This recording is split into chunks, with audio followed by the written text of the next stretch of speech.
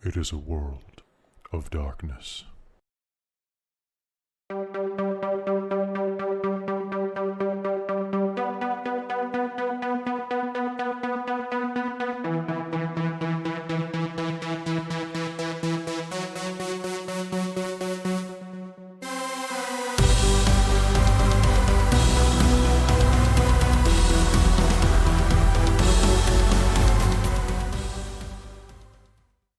Hello and welcome to Vampire the Masquerade, Victoria by Night.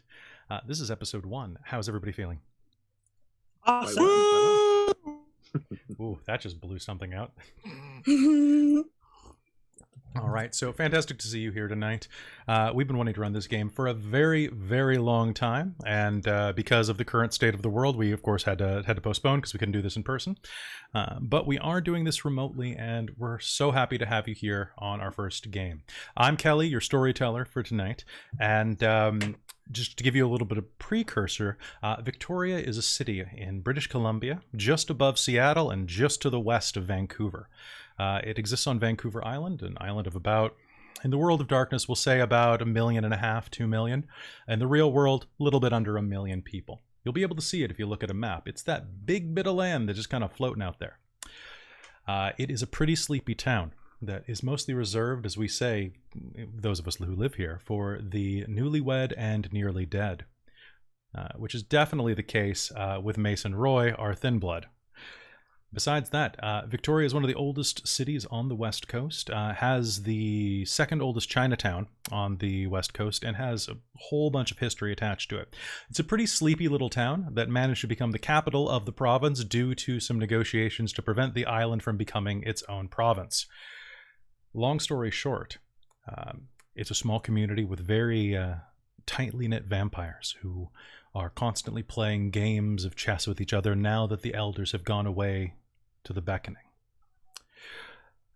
Now, for most of us, just before we start, I want to let everybody know that all of the players here and myself are pretty well versed in Vampire the Masquerade. I've been running Vampire the Masquerade Revised for almost 20 years. James, you've been playing and running Vampire the Masquerade for at least a decade now. I think your games was one of the first ones I ever tried. So probably about 14 years now for you. Yep. Winter, you're playing Nora, and you've been a huge vampire fan forever. The same with Naomi. And Chris, you've been playing about as long as James, give or take a year or so, right? I think so, yeah. All right. And you love Vampire more than anybody I know, so followed probably by Winter. So there's a lot of fan love going in here. Now, with that being said, we are mostly the most accustomed to Vampire the Masquerade Revised and V20, which is technically the 4th edition. However, tonight, and for the rest of this chronicle, we are running Vampire the Masquerade 5th edition. So, as we go into this, we are going to try to learn this new system. We've already ran a test game about a December and a half ago, and we are getting used to the system. We are going to make some technical mistakes. I'm running a lot of games with this channel, and keeping all of the rules in place at once is not always easy. But we're going to do this together with love and... Oh, sorry, Fun Motion. I'm glad. We were waiting for you, actually, so cool. So if you're tuning in live, welcome to Dork Tales. Be sure to stick around, try the veal. And without further ado, let's introduce ourselves. Hello, James. Hello there. My name is James Gibson, and tonight I am going to be playing Leo von Ritter. He's a Malkavian who's a bit of an irreverent bastard, and who spends his nights investigating and basically enjoying the other side of the veil. And would you mind telling me real quickly what your convictions are, as well as your desire and ambition, just so that everybody is aware of it? Ooh, okay. So my convictions are: I always take a job. If there's something like he's driven by this insatiable need for this insatiable curiosity. I also have I need closure. I can't just leave something half done. I need to dig to the very bottom of whatever is going on. Let's see here. What was the other things you wanted? If you have your ambition and desire. For ambition, I want to dig into the secrets of my companions. Okay, that should be pretty easy. Yeah. And desire. Where did I have that? So that's your short-term ambition. To prove myself to the group. Okay. Sounds good. Well, good to have you here, James. I know you've been wanting a World of Darkness game for quite a while. Oh, yeah. It's been a while. Hello, Chris. Oh, sorry. Actually, I skipped Naomi because I was looking at something else. Hello, Naomi. Hello, my name is Naomi. I'll be playing a young Tremere named Anna Wesley. She is just a young Tremere trying to prove herself to the world, thinking that she's all that and deep down being really insecure about herself. Convictions are never leave a secret unturned, never expose your haven, never risk your aunt for info. Okay. Ambition is I want to use being an archaeologist as a way to protect the secrets and magics of the world and potentially use them for the clan. Nice. That's really good. All right, so let's hop down to Hello, Winter. Hi, I'm Winter. I'll be playing Nora Vale. We can hear you just fine, by the way. I know you're worried about it. Well, all right. Yeah, I'm a cringy, clingy Nosferatu. As for my desire, I have it set as release a podcast on a radio. Okay. So she wants to have her voice heard, whereas most of the time she's hiding in the shadows. And my ambition is for me to know and not for anybody else. Okay. Mm-hmm. And hello, Chris. Hi, I'm Chris. Tonight I will be playing Mason Roy. Mason is a bit of a Penitent?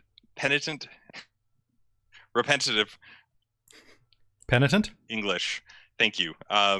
Ex-con who his convictions are always protect what's yours, always try and take the better path and be a better person, and always or never turn down somebody asking for forgiveness. Nice. For his desire, he wants to gain some more influence in the cam. He's a very, very new vampire and a thin blood, so he's about as bottom as you can get. Like, I think even some ghouls might get treated better than him. All right, And so you're the bottom. Good. Yeah. Oh baby. Oh, baby. And for his ambition, he eventually wants to try and get enough influence and power and do the right thing enough to try and get his son out of foster care. Oh, nice. I thought you were going to say become a real vampire, but that's even better. He's not sure about that. He's not sure about that? I'm kind of like a weak ass blade. So like a razor? Like, what are we talking? Like for shaving? No, I'm kidding. No, for tax evasion. We get you. Oh, he went there. All right. It's okay, Wesley. You know that I love you. Okay, so we're going to do a last couple of things before we start up that I just wanted to make sure that we're all on the same base for. So I'm going to give you a choice. Before we start, there were two names for your shadow that we had been working out. One is Nihilore. The other is Talia Mayfield. Ooh, I like the second one. Talia Mayfield? Yeah. Is that seconded by someone? Absolutely. Third. I honestly like both of them. Let's go with that. Let's go with the second one. That is what the story team voted for as well, so I'm glad that you agreed. By the way, I have a team backing me for this. Ha ha ha. Nice. That's awesome. Yeah, I haven't contacted them in about a week because of Extra Life, but you know how it is. So they have no idea what's happening tonight. It's great. All right, and finally, before we begin, I'm just going to let you all know that the Chronicle tenets that we are operating on for this season are never kill except in self-defense, never harm the innocent, always seek the truth, and never betray the vamily. And with that, you guys ready for some Vampire the Masquerade? Yeah, let's do it. Yeah. Okay. I'm thirsty. Right. You're thirsty? That sounds great. Speaking of thirst, I'm going to start all of you off with one hunger. Now, Chris, you're a thin blood, so you still get a hunger dice, right? Oh yeah. Okay, cool.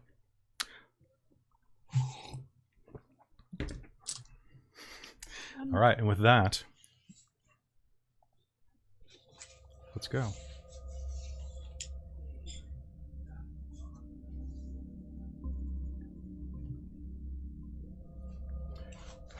It's a normal night much like any other on Vancouver Island. The sun has just set on an August Thursday night. It's tonight, actually, just a few hours from now. A little past 10 o'clock, as the sun is just beginning to be forgotten. The slightest orange hue still kissing the horizon. Mason, you're working. As a thin blood, you don't mind. You're out driving your bus. Which route are you taking it through? Which one are you working this week? What part of town? Let's go through Oak Bay. It's the long trek between the university and downtown, driving the number 11. You swerve and lane change through Oak Bay, through the gated community of the Uplands. You know very little about the vampiric side of things here, except that you never, ever should feed here. Not that you do anyway, as a vegan. As you sit at the front of your bus, the sun finally has gone down enough that you can take off your sunglasses. The discomfort isn't worth it. You imagine you look a little silly before then, wearing your mask, wearing your sunglasses, and driving with the plexiglass shield to your right. It's been quite some time, but things have finally adjusted to normal since the pandemic began. You're lucky. You drink animal blood. The prince and his lackeys have not made the accommodations for you for that reason. Suits you all the better. As you drive, there are maybe 5 other people on your bus. One of them pulls the bell. You find yourself at Cadborough Bay. You pull over and let her out. Through her mask, she mumbles, "Thank you," as she leaves, Victoria tradition. And then you begin the climb up toward UVic. The University of Victoria houses some 20,000 souls on average, far less during the summer. In fact, this time of night, aside from the fact that its bus station, its drop-off functions as a transit hub, there's no real reason to go there unless you're an employee, and definitely not past 10 p.m. But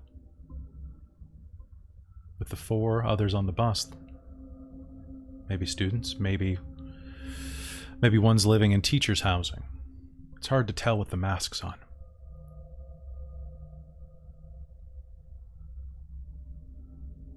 As you approach, you turn onto the UVic roundabout, the huge ring road that circles the campus. A deer suddenly vaults in front of the bus. What do? Stop. You slam on the brakes, hard. A couple of people fall, shriek. Sorry. One man, asshole, says a man at the back of the bus. A moment later, everything goes to normal. The deer meets back up with its family, a full 6 of them, on the other side of the road. They've retaken the place since the pandemic. As you look at them, the muscle moving beneath the fur, the blood pumping through their veins. You don't have fangs, but that doesn't mean that your gums don't itch. They tingle for want of fangs.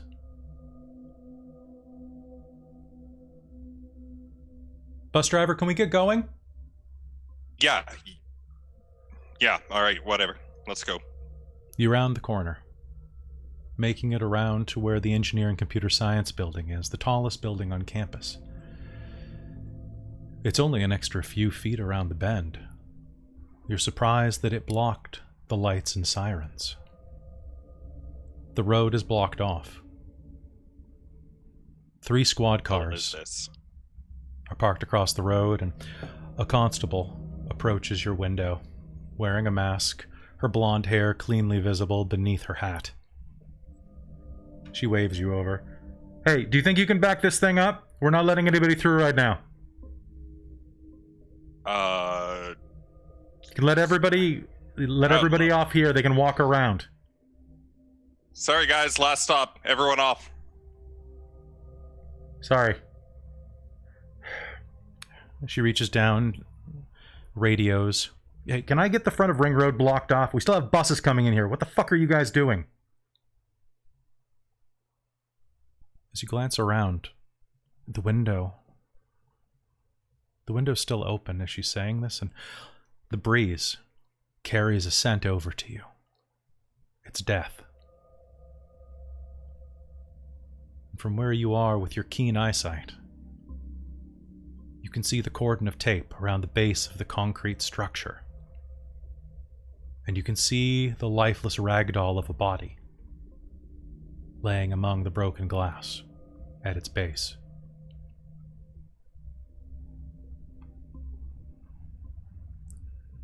What do you do? I'm going to radio in and make sure dispatch knows that this is cancelled and get directions. I'm still on the clock on what they want me to do and try and back out.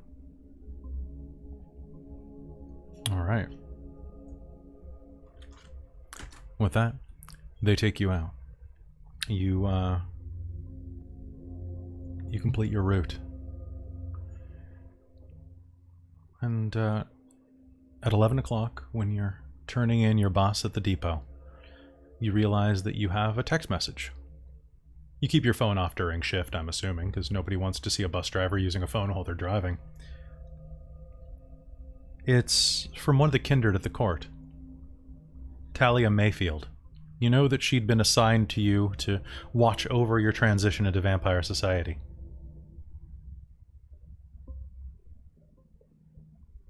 What's it say? What does she want? I want to meet up tonight.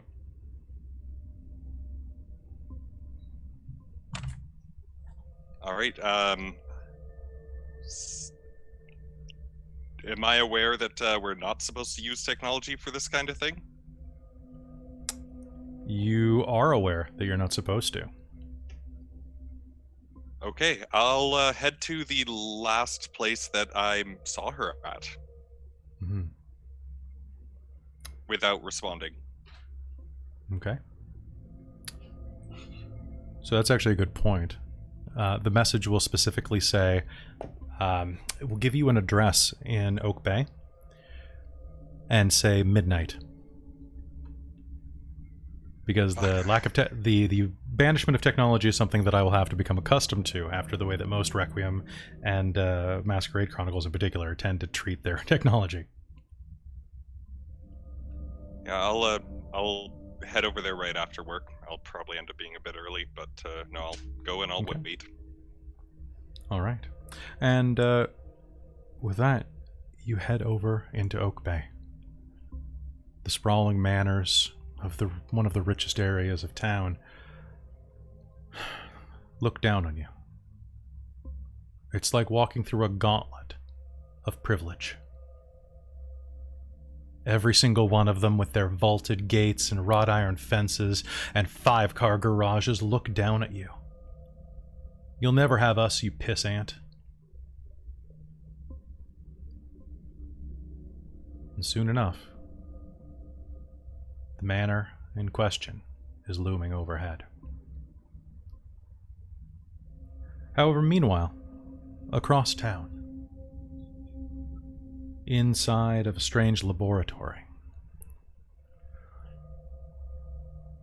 a girl is kneeling in the center of a seal of Solomon, blood smeared across the central runes. Anna, do you want to describe yourself? Sure thing. Anna is solemn looking in this moment.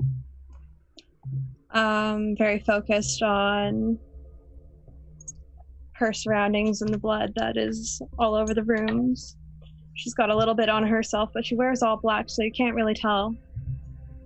Her face is mostly covered by her hood, but if you were to look up front, she would look much like what I look like now. Her hair is a little bit longer. It sits about at her shoulders, and it just wistfully comes to frame her face just slightly outside of her hood. All right. What's your occult score? My occult is 2. 2. You hear a disapproving sigh behind you. A figure looms into frame. About 5'5", 5'6" on a good day, wearing hard-soled shoes with spats. It's a boy, maybe 15 years old, his hair slicked back with pomade. Pomade. Slicked back with pomade, his suspenders holding up his old wool pants. His sleeves of his white button-up shirt are rolled up. And you can see that underneath the skin is strangely tattooed and branded on his wrists and arms, despite his age. For fuck's sake. Anna! Which demon are you trying to speak with? Well, I thought I was summoning... Pazuzu? Yeah. But who... What didn't you parse? I'm not sure, sir. Of course you're not sure. I thought I did it. I'm sorry, sir. I can't... It's times like this that I really remember that I embraced an invalid.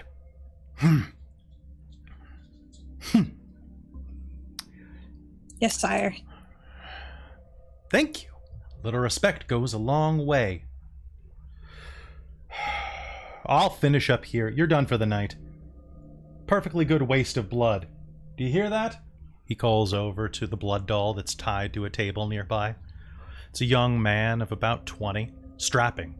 Definitely one of the fuckboys from a club who was looking for a good time when he answered that Tinder. He got a little more than he was bargaining for with one of Ulysses' catfish accounts. A little dominate goes a long way. She wasted your blood. I could have drank it. She could have drank it, but instead, she fucked up.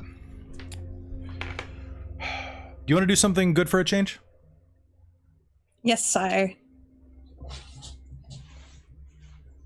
Good. Good. I'm proud of you. You know that? That type of bootlicking would have gone so far in the pyramid if we had one.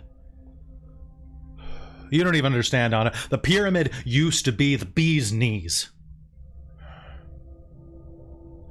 As you've told me, sire. Here, take this. He reaches into the coat pocket of the suit jacket that's draped over a nearby chair and pulls out an envelope. You are going to be meeting up with another kindred tonight. I'm assuming from Elysium you know of Leopold von Ritter, the Malkavian, the weirdo? Oh, yes. Yes. Good. He has a library I'm very interested in, and I've pulled some connections for you. Here. Hands you the letter. It's marked with a strange seal. What is the name of that library? It's the library of what? Because I don't have the cam book right in front of me. James, you're muted right now. Sorry, I was typing something in earlier and I forgot to unmute. I can look it up for you. Just give me a second. Please. The chat is like hostile work environment. I'd contact HR. I think there was someone who was asking about symbols too, if you wanted to like fill people in with the symbols. All right, so if you were curious about the symbols on the screen right now, as we're just doing a quick name check, the ones, if you're staring at the screen, the ones in the left-hand corner are the clan symbols, and the ones in the right are the symbols for neonate. Normally we have two separate symbols, but Vampire the Masquerade really only uses one, so we're doing our best with the neonate symbol. so it is Carmelita Nielsen. That's a Nielsen library.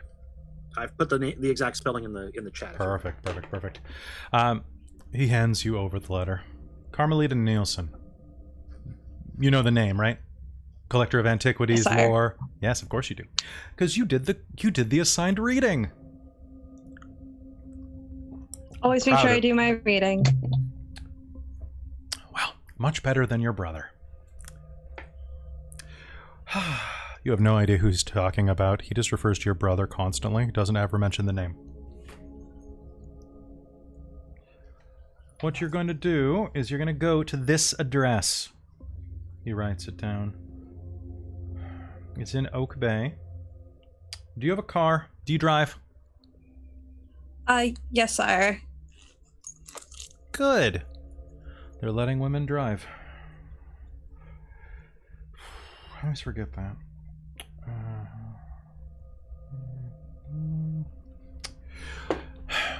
Present that to Leo. Tell him that you have equal access to his library, and if he has any problem with it, he can call me, and then he can kiss my ass.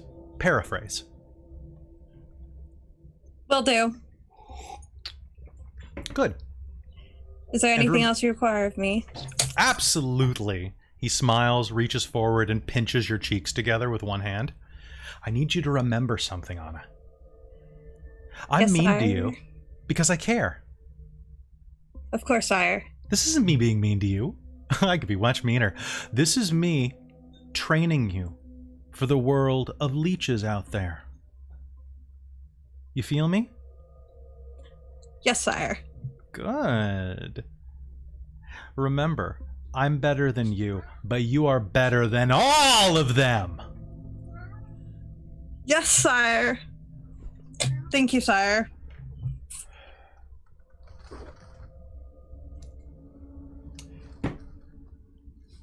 Dismissed.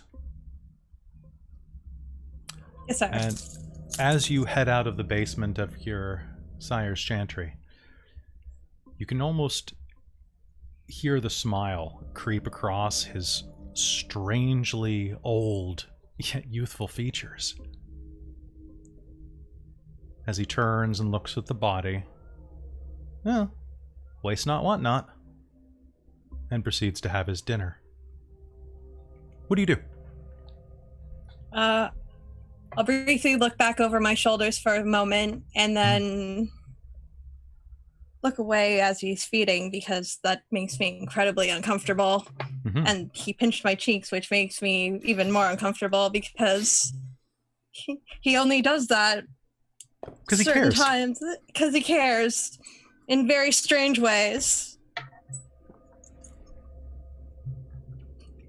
So I'm going to exit very quietly and open the envelope. All right.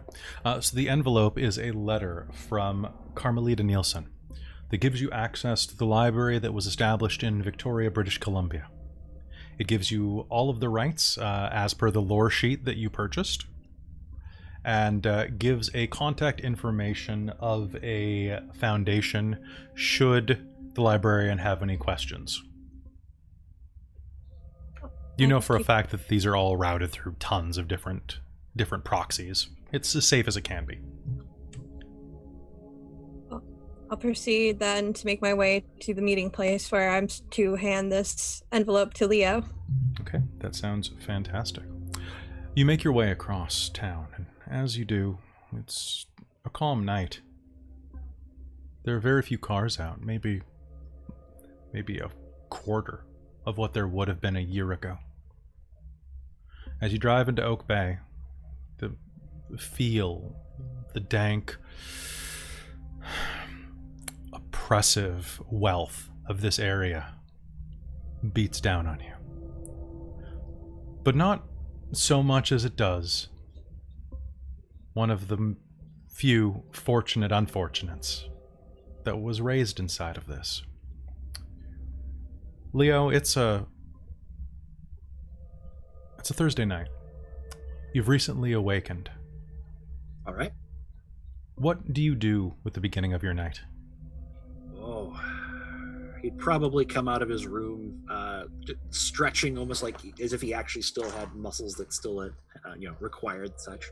Mm-hmm. And then with a bit of a grin on his face, he'd probably like wander down the empty halls towards the main hall, and probably going to go over and meet up with Philippe. Now, does Philippe have an accent of any kind? No, I think he's been around long enough. He's actually like worn away his accent. He can certainly put it on if he wants to, though. Mm-hmm. Philippe, your ghoul, what does he look like?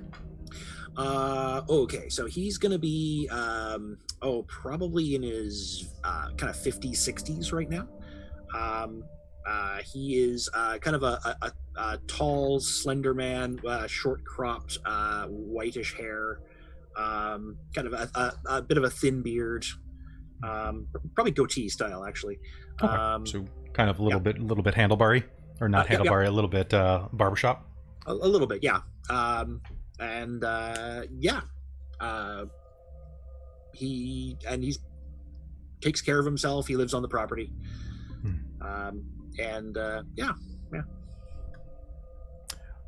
As you'll find him cleaning the main study, and as you enter the room, he will smile.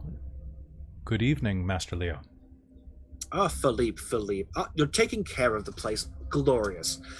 How are you this fine evening? Very well, sir. Doing quite well.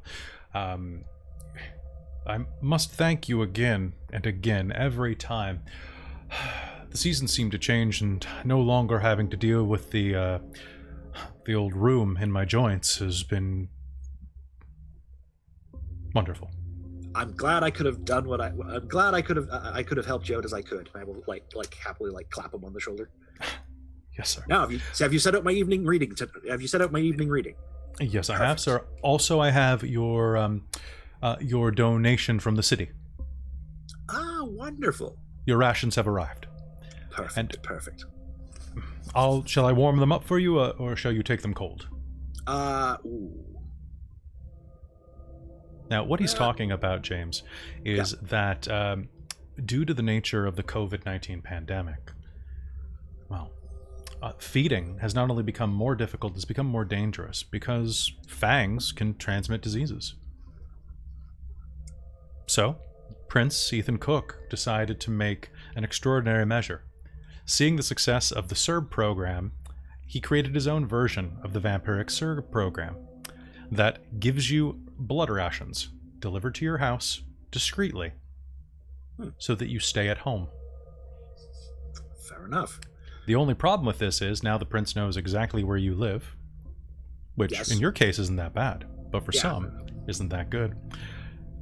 You also are all permitted to go out for various activities, walk the dog, etc. And limited hunting is allowed, but generally it's assumed that you should self-quarantine for a little while afterward. All right. Well, I think last time we tried them cold. Let's try it warm this time. Oh, absolutely, and feel free to have a glass of scotch. One of the good ones. Oh, excellent, sir. Thank you very much.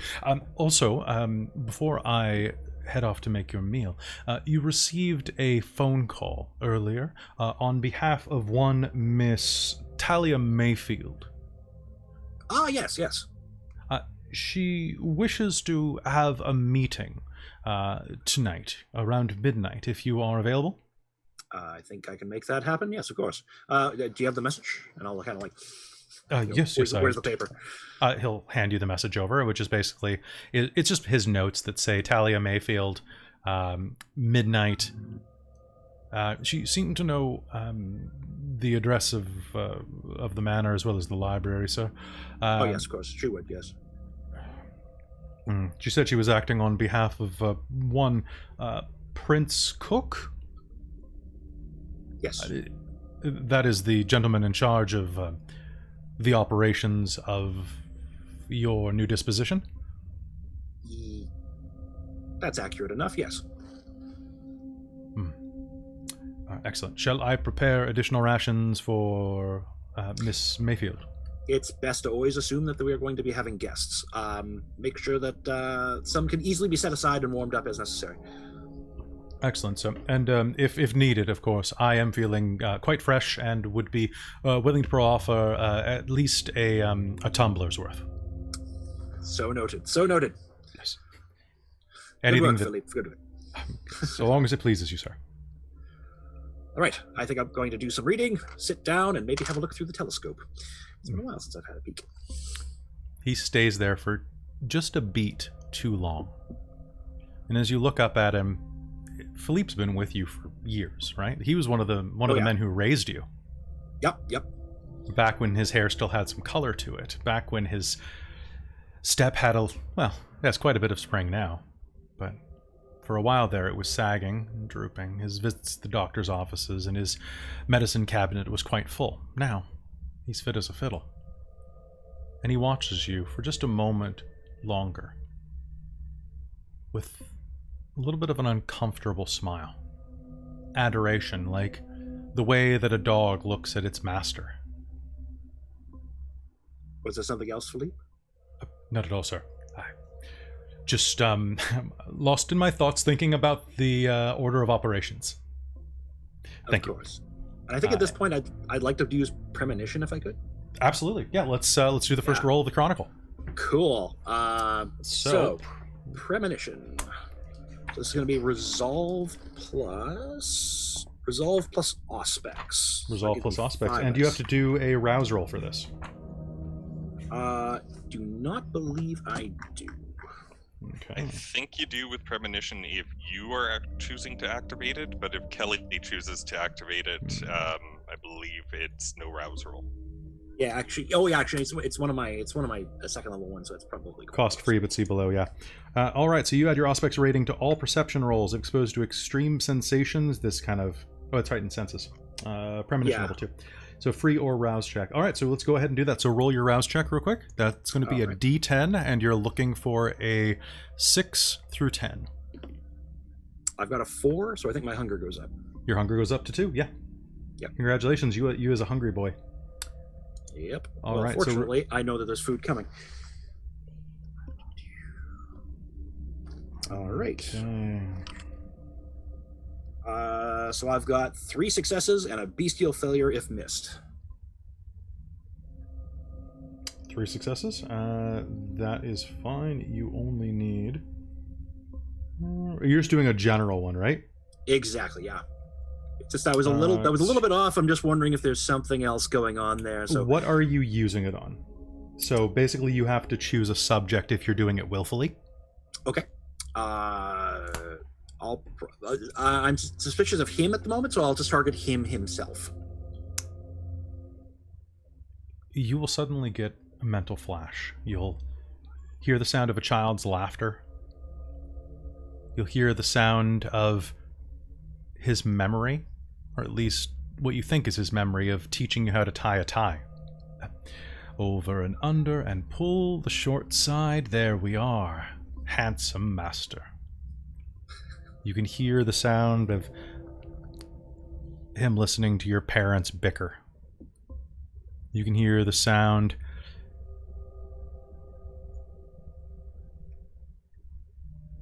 of you entering the house the first time after you died. And you get the sudden whiff of vitae on the air, of fresh spilled vampiric blood.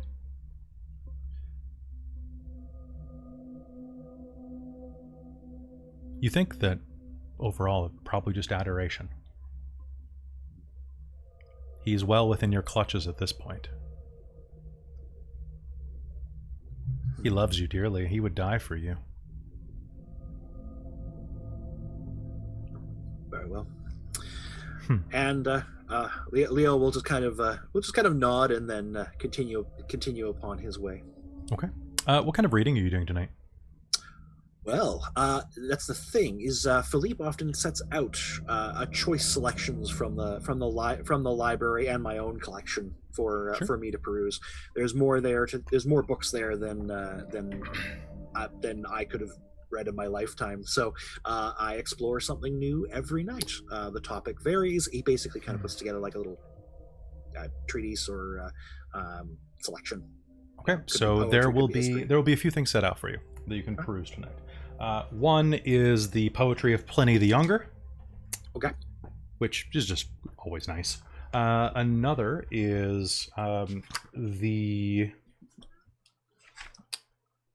see, a record of the Convention of Thorns.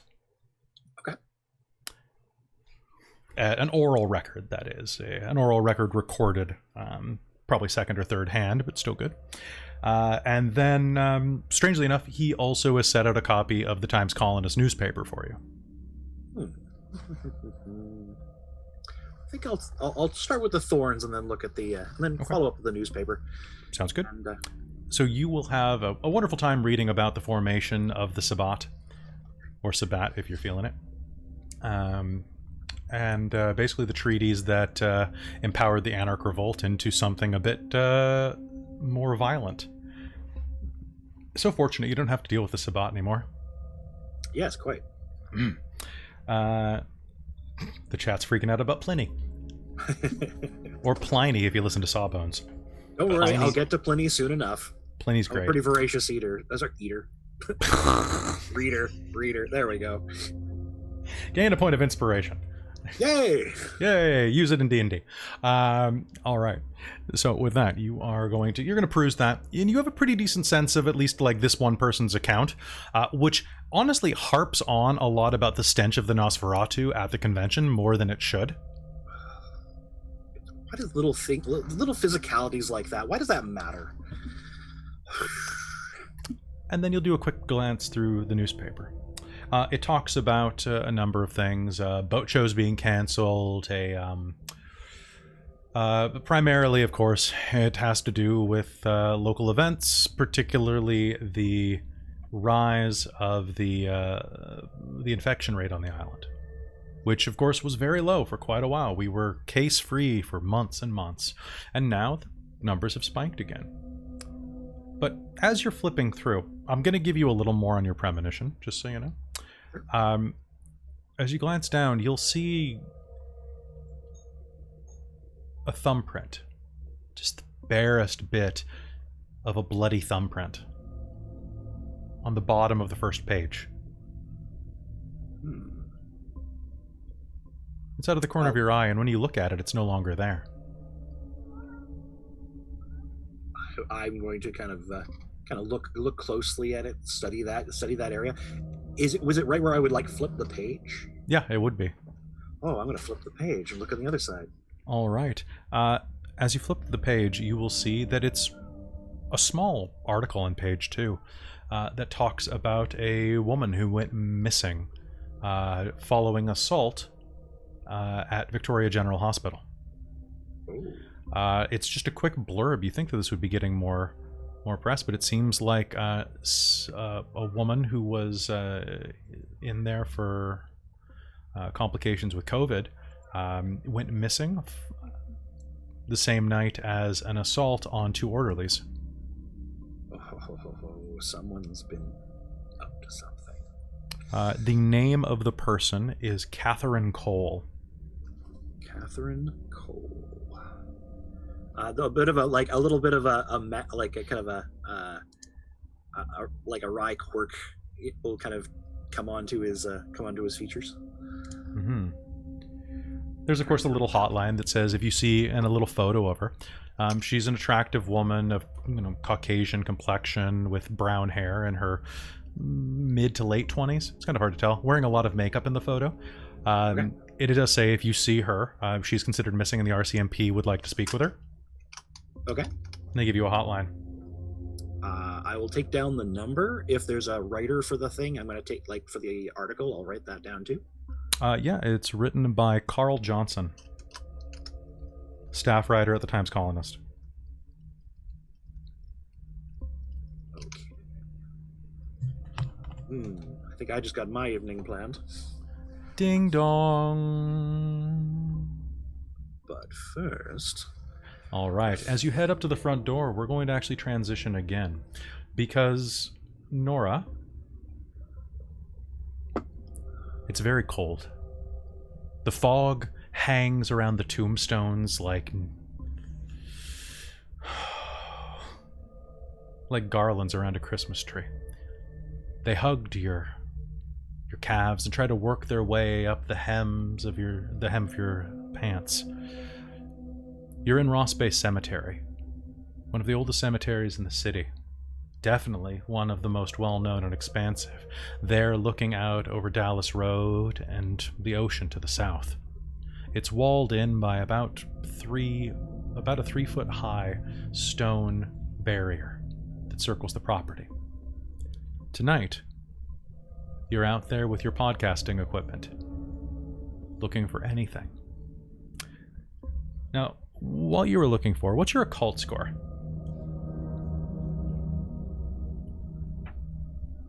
0. Oh god. Okay. Sounds great. Let me just put on some spookier music for you. One moment.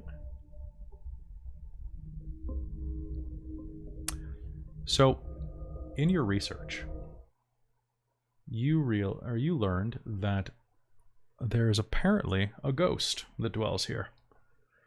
It's near one of the mausoleums in the center. Now, of course, there are tons of ghost sightings around Ross Bay Cemetery, especially from the fact that when they built the road along Dallas, they had to excavate a significant amount of the cemetery. Just the migrant workers, of course, no one important, according to the Victoria City Council, that is. And of course, over time, with the ocean right there, a number of graves were simply under-eroded and washed out to sea. Anyone who knows anything about the cemetery knows that most of the graves aren't where the headstones mark, and that the slurry of dirt and grime beneath the surface has kind of mixed them all up. A little bit here, a little bit there.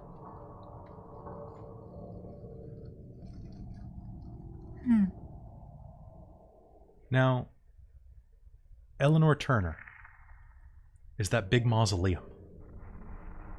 According to your research, anyway. The one with the wrought iron gate and the big lock. That's the Turner Mausoleum. Right? Mm-hmm. Big family presence in Victoria. Oh yeah, the Turners have money. Mm-hmm. What are you doing as you approach it?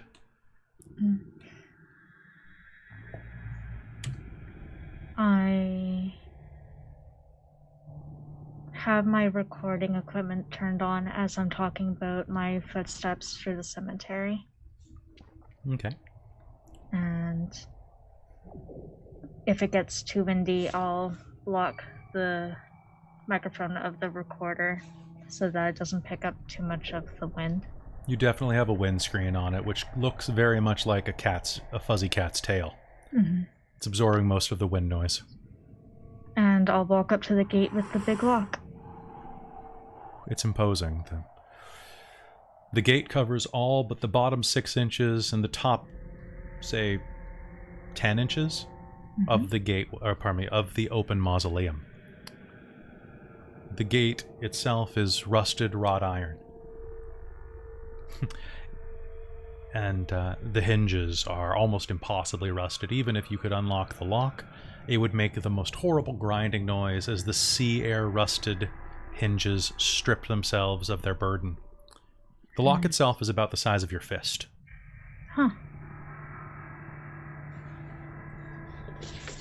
Would be a shame if something were to happen to it. All right. Alright. Are you going to use your potence on it? Heck yeah, buddy. All right. So, what is this? Is this lethal body? Or, yeah, it would have to be lethal body. Mm-hmm.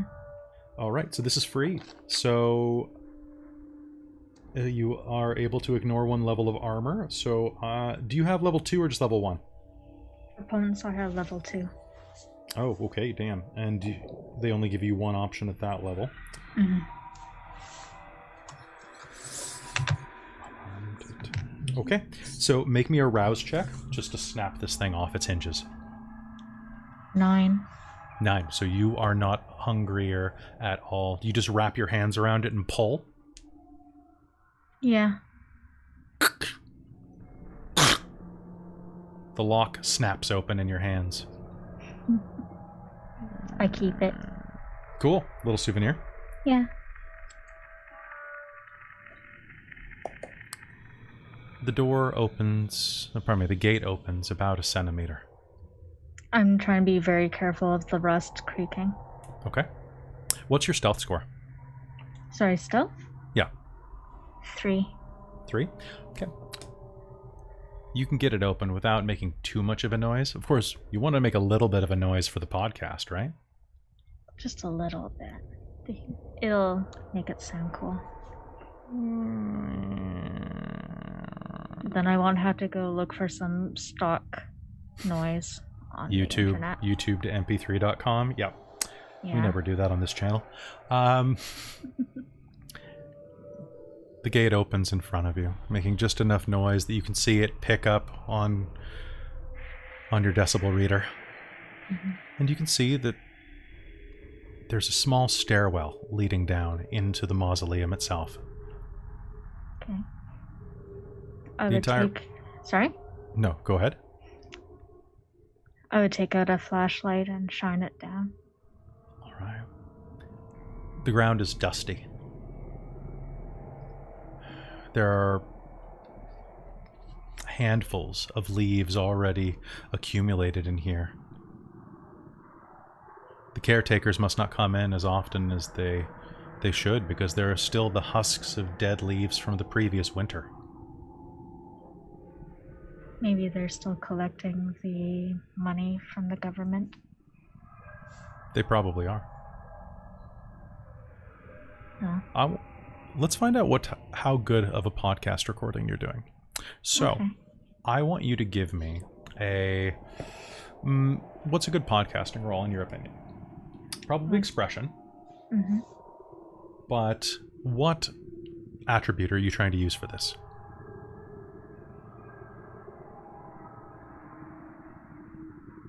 Which attribute? Yeah. Manipulation. Probably charisma. Charisma. Okay, so go ahead and give me a charisma. Mm-hmm. Charisma plus expression roll. And do you have any specialties in expression?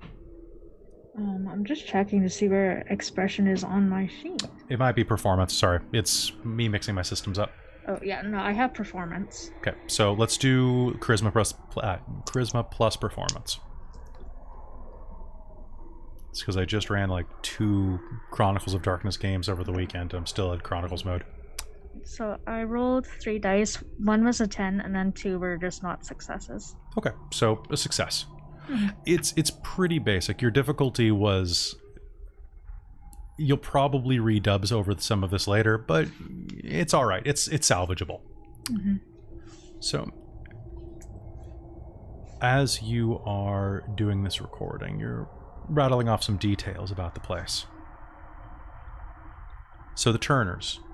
Apparently, Eleanor had a mind back when she died in the late 1800s that she was going to run off with a man that she'd fallen in love with. An Indian. Ooh. It didn't go over well. And in the ensuing struggle, the indigenous person went missing. Of course, all the papers and historical records say that he ran off. Of course he ran off, right? He impregnated a white girl and ran for the hills. But that's not what all of the stories say.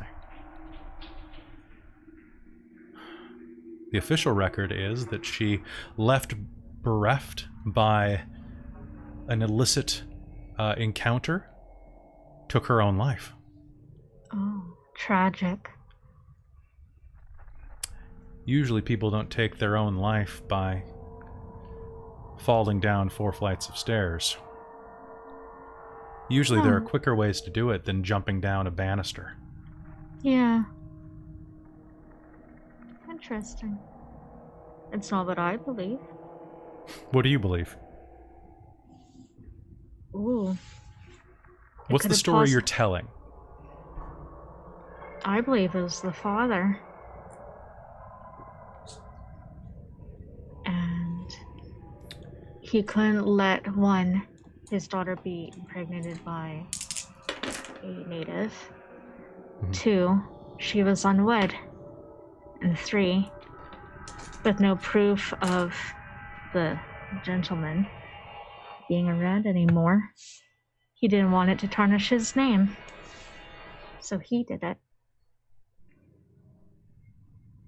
This is the story that you're telling. When suddenly, behind you, you'll hear a grind of stone on concrete. And I'll turn around and look directly. It's a rat. Oh. It looks up at you and squeals, kind of caught between fascination and a little bit of horror. Ooh.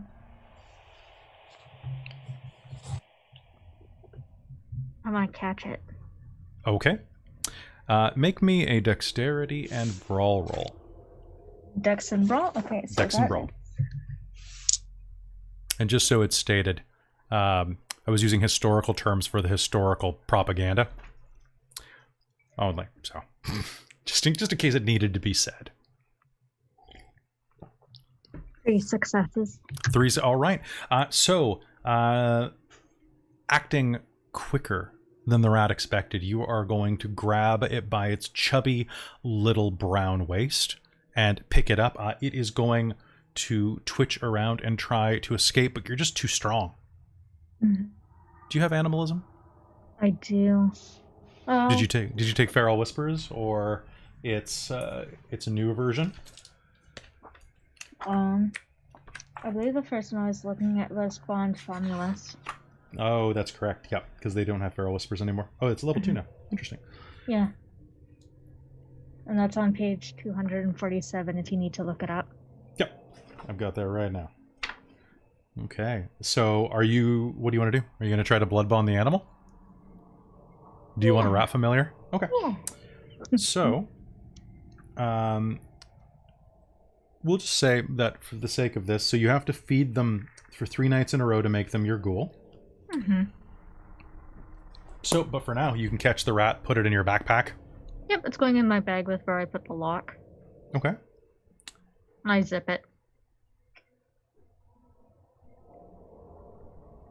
Having fun, you hear echo down to the mausoleum from above the stairs. Do I recognize the voice? It's a woman's voice. Slightly hinted with a little bit of age and weight. It's crisp and... What's your composure score? My composure, I have 3. 3? You will recognize it as Talia Mayfield, a woman from the court who acts as one of the prince's helpers. Uh-oh. Hi. Breaking and entering is a crime in most places. She looks down at you. Natalia Mayfield is a woman of African descent, her early 30s. She's got curly hair, kind of in a short-ish afro of about maybe 3 inches long. It's kind of hard to tell with the curls. That frames a cherubic yet stern face. She's tall, about 5'10", and in life was probably just the tiniest bit heavy. In death, her body has reshaped itself, putting most of that to her advantage. Every bit of thickness is now definitely in style right now. And she's wearing a very well-defined pantsuit with a pair of pumps that definitely don't look good covered with this much grave mud. You're going to ruin your shoes out here. Well, the things I do for this city. It's not normal that you would come looking for me. Turn it off. Okay.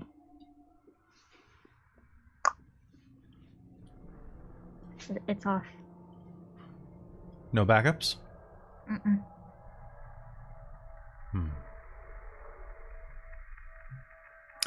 The prince has a requirement of you tonight. You know that he said he was going to have some business for you in the next month or two. Yeah, I was waiting for that one. So tonight's the night, girl. And look, I'm even here to give you a lift to your destination. You didn't have to do that. I know, I'm just the later. sweetest. You're not working tonight. How did you know that? I know things. I've got my eye on you. True. Why would I even question you, right? Why would you even question me? Right. I'm not an interview subject. Where are we going? Not too far, actually. Just going into Oak Bay to have a meeting with some new friends. You want to see how the other side lives?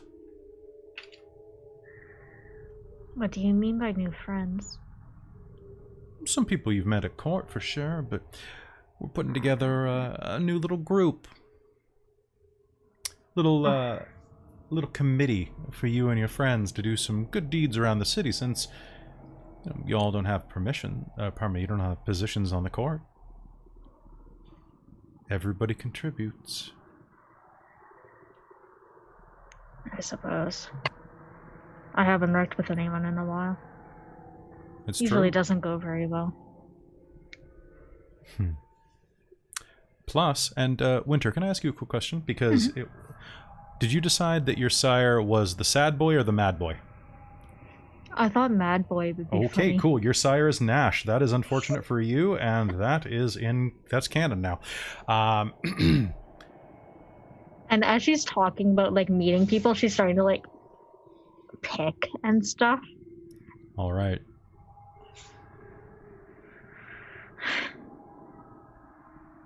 Do me a favor. Try to avoid doing that in my car. Sorry, bad habit. Yeah, no shit. Just nervous. You can be nervous later. Let's get going now. Okay. Alright, and I'll follow her. Okay. Can you make me a wits and composure roll? I believe it is still now. Because or is alertness a skill again? 1 sec. It's under awareness. It's under awareness. That's right. Okay. So Okay. make me a composure and awareness roll, actually. Awareness? Oh, cool.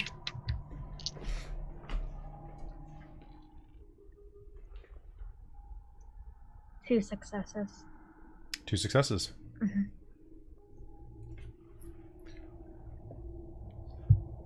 As you're walking away, did you shut the gate as you left? Yeah, I'll shut it as much as it'll allow. Okay. It'll shut back over. And you can probably even like put like a stick in the lock or something like that. Just to keep it from opening up again with the wind. Yep. Mm-hmm. And as you do, you're walking away, and she's just on the other side, on one of the side roads, approaching her sedan. And you hear, on the wind, just the softest noise. He did it to me. He did it to me.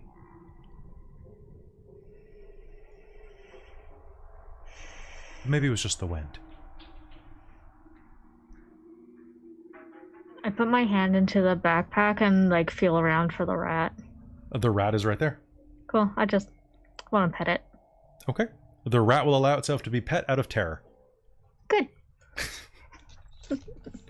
And with that, you can hop inside of her car. It's a upper mid-range.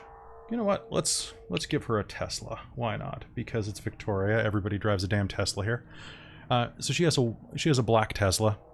The large. That's better than my car. Yes, it is. How's the podcast going? Well, it's going. I'm compiling a bunch of audio files first, and then I'm going to try editing them, but it's going to be a little while before I can actually have a podcast going on the radio. Mm-hmm. Gotta talk about the local news and other shit that they want first. Mm-hmm. Have you tried private release? Mm. You spin it like it's fiction. I don't think the prince will give two shits. Yeah, I was thinking about that. I was also thinking of maybe seeing what there was on the internet for that. Maybe connect the two somehow. I remember someone sent me a while ago this one called the Black Tapes. Mm-hmm. They actually came up to Victoria once. They didn't do shit up here, but they came up. Yeah. I just like finding out cool shit. No. You find any on this island, you let me know, because I am bored. Probably couldn't tell you too much that you didn't already know, but if I do, I'll let you know right away. That is true. I am wise and all-knowing. And here we are. Do I recognize the place that we're at? No, actually you don't. You've never been to Leo's place before. Okay. But speaking of Leo's place, inside, Leo, the doorbell has just rang. And you can hear it over the sound of the piano music you have playing. Just to help you ring in the night. Guests. And I will... Sir, I may get the door for you. Unless you would like to greet them yourself, of course. Oh, no, I'll take care of it. Take care of it myself, Lee. Thank you very much. Yes, Just sir. go enjoy that scotch. Yes, sir. Thank you. I'll tuck the book under my arm, and I guess probably the newspaper under my arm. Mm-hmm. I'm not gonna let go of that, and go wandering over towards the front door. Okay. You will see that inside of the front gate, it looks like that Philippe buzzed in this person. On the front door of your manor is Anna Wesley. Anna. All right then, and I will open up the door. Hello, Anna. How's my favorite blood witch? Good evening, Leo. I have this to give you from my delivery. sire. So you're delivering mail now. Once in a while, he finds good uses for me, I suppose. Apparently, I'm doing better than my brother. So there we are. You have a brother? Oh. And I'll pop it open, and I'll give the letter a read right away. Dear Mr. Von Ritter, please find one Anna Wesley has been given access to the library in perpetuity. For any questions, please contact me at my foundation's hotline. Your friend, Carmelita Nielsen. Carmelita. Well, and I'll just fold that up and tuck that into my coat. Then it looks to be that I'm to make you a guest of my establishment, and well, please do come on in. I take it. It looks like your invite is in perpetuity. I can't say that word tonight. I'm curious. Anyway, please do come in. I've just had Philippe put on some blood bags, so I'm sure we can find you a little sample of sustenance if you should so require.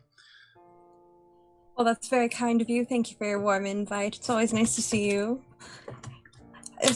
How's everything going since the pandemic for you? Are you keeping well? Oh, easily. I have so many things to distract me when should I desire them.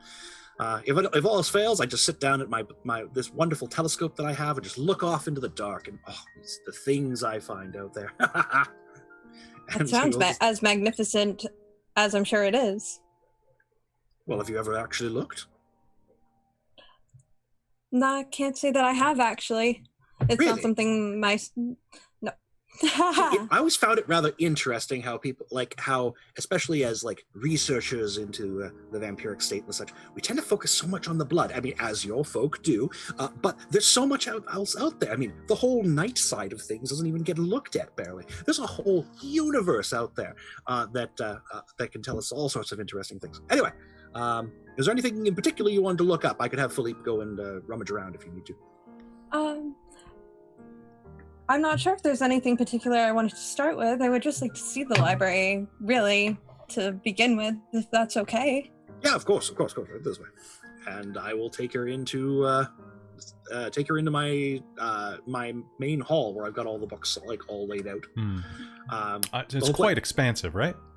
Yeah, quite. Yeah, like, so this would be like normally this would be like a big like eating area, that kind of thing. Instead, this place has been stuffed full with bookshelves and pedestals and those decorative art cases and stuff like that. And there's bits of stuff all over the place. Now, honestly, like a good chunk of Leo's like own stuff has been mixed in there. But like the whole collection is there, and it's well taken care of, right? Like, oh yeah, it's meticulously. Oh yeah, like Philippe and I both know our business when it comes to preserving this kind of stuff. Fantastic collection. Well, yes, it most definitely is. Nielsen really knows her business, and of course there's a good chunk of my own kind of interspatted through it here as well. Anyway, magnificent.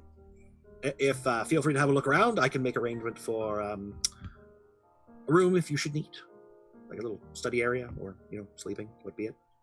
Anyway,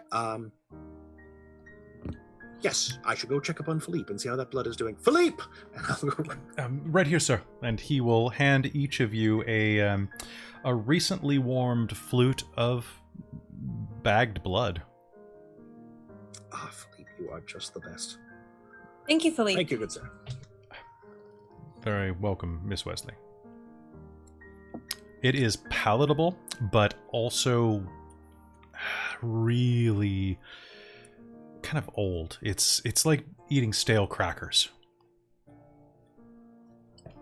And I don't believe, actually, you are going to each slake a point of hunger down to a minimum of 1. So I think that only affects Leo at this point. Yep. So Leo, you will feel that this hits the spot. He'll serve you a full blood bag's worth. I wanted to say blood point, but we're not doing that anymore. The adequate amount for your hunger. Okay. He sates your thirst. Now this does not carry any resonance or dyscrasia on it, so it's just basically sterile, neutral blood. Okay.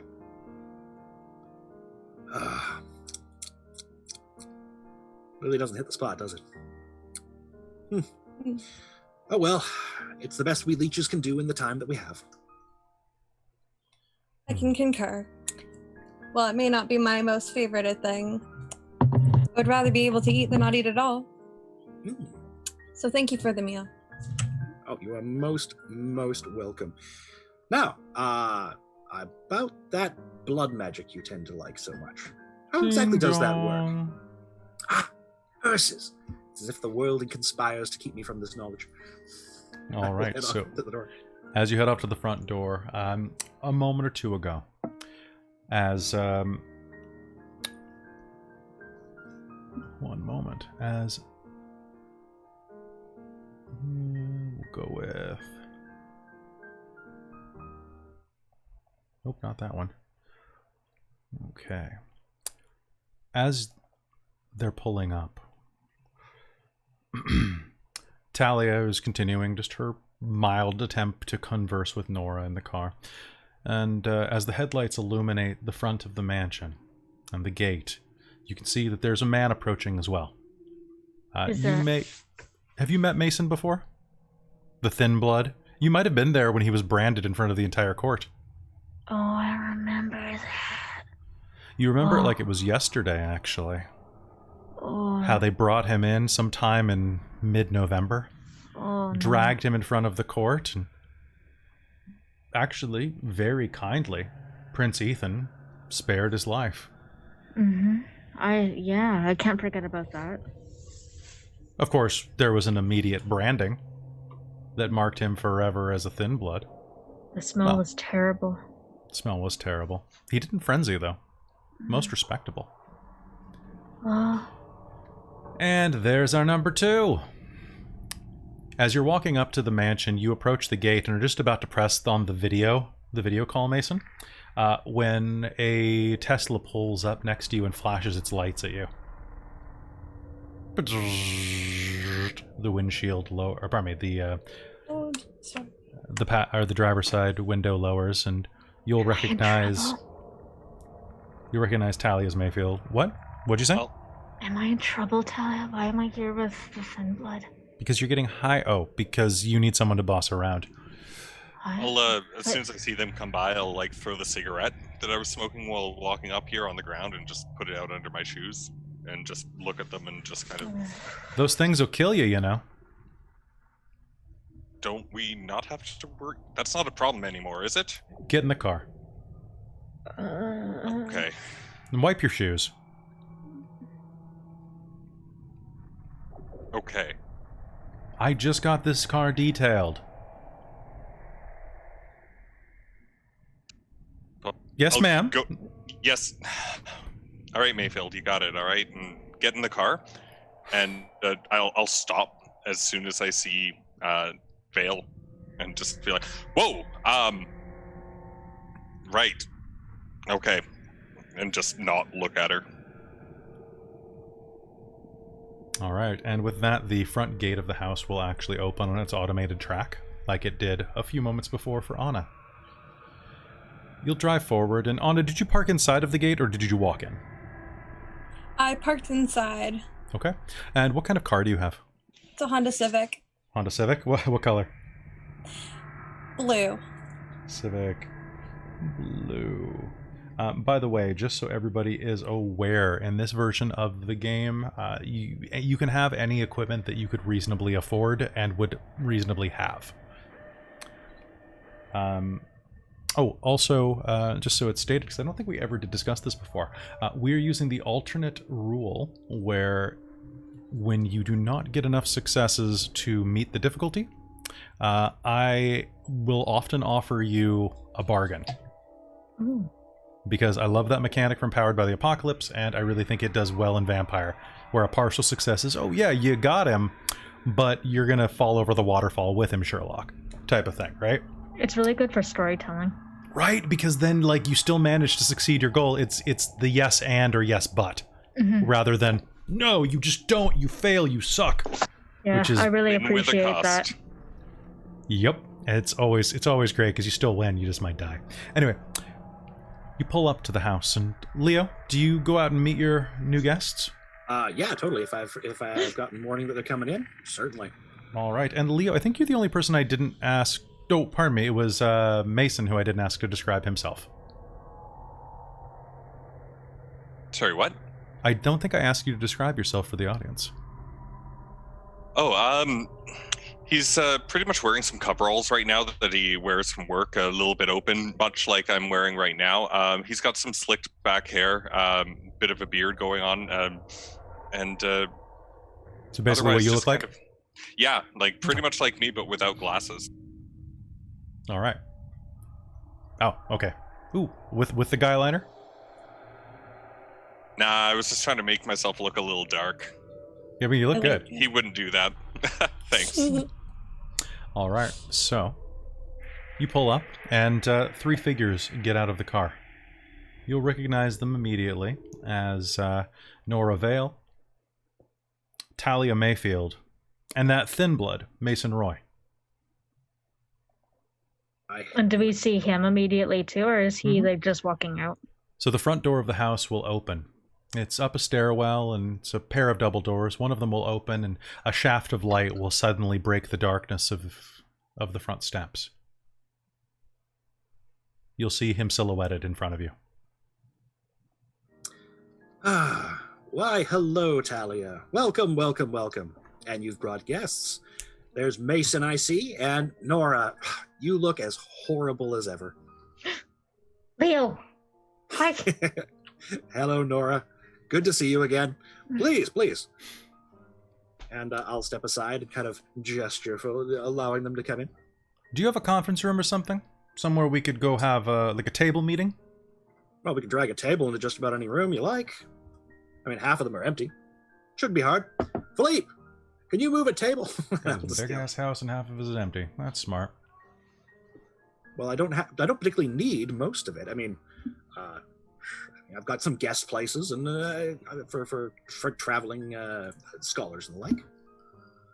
But what more do I need? How about a table and 5 chairs? Yeah, doable. Is Anna already here? Yes. I didn't realize she was going to be involved in this little endeavor. Wait, Anna's here too? Yeah, she... Who's that, Leo? Yes! Anna, we have further guests, and apparently there's some sort of meeting that we're all being a part of. I didn't realize that was part of your visit as well. Is Talia here? Yeah, I'll just gesture to her standing right there. No, she's not here at all, Talia says. Hi, ma'am. It's nice to see you again. Mm-hmm. It's nice to see you, too. Ulysses said you'd be here. Your sire. Really nice Your guy. sire is Ulysses? Hmm. Mental note taken. Hi, Nora. What's that squeaking noise? Is there a rat around here? No. Mm-hmm. All right, let's have this meeting. Get it done. All right, please. And yeah, I'll lead them inside. All right. So where do you take them? Describe the room for me.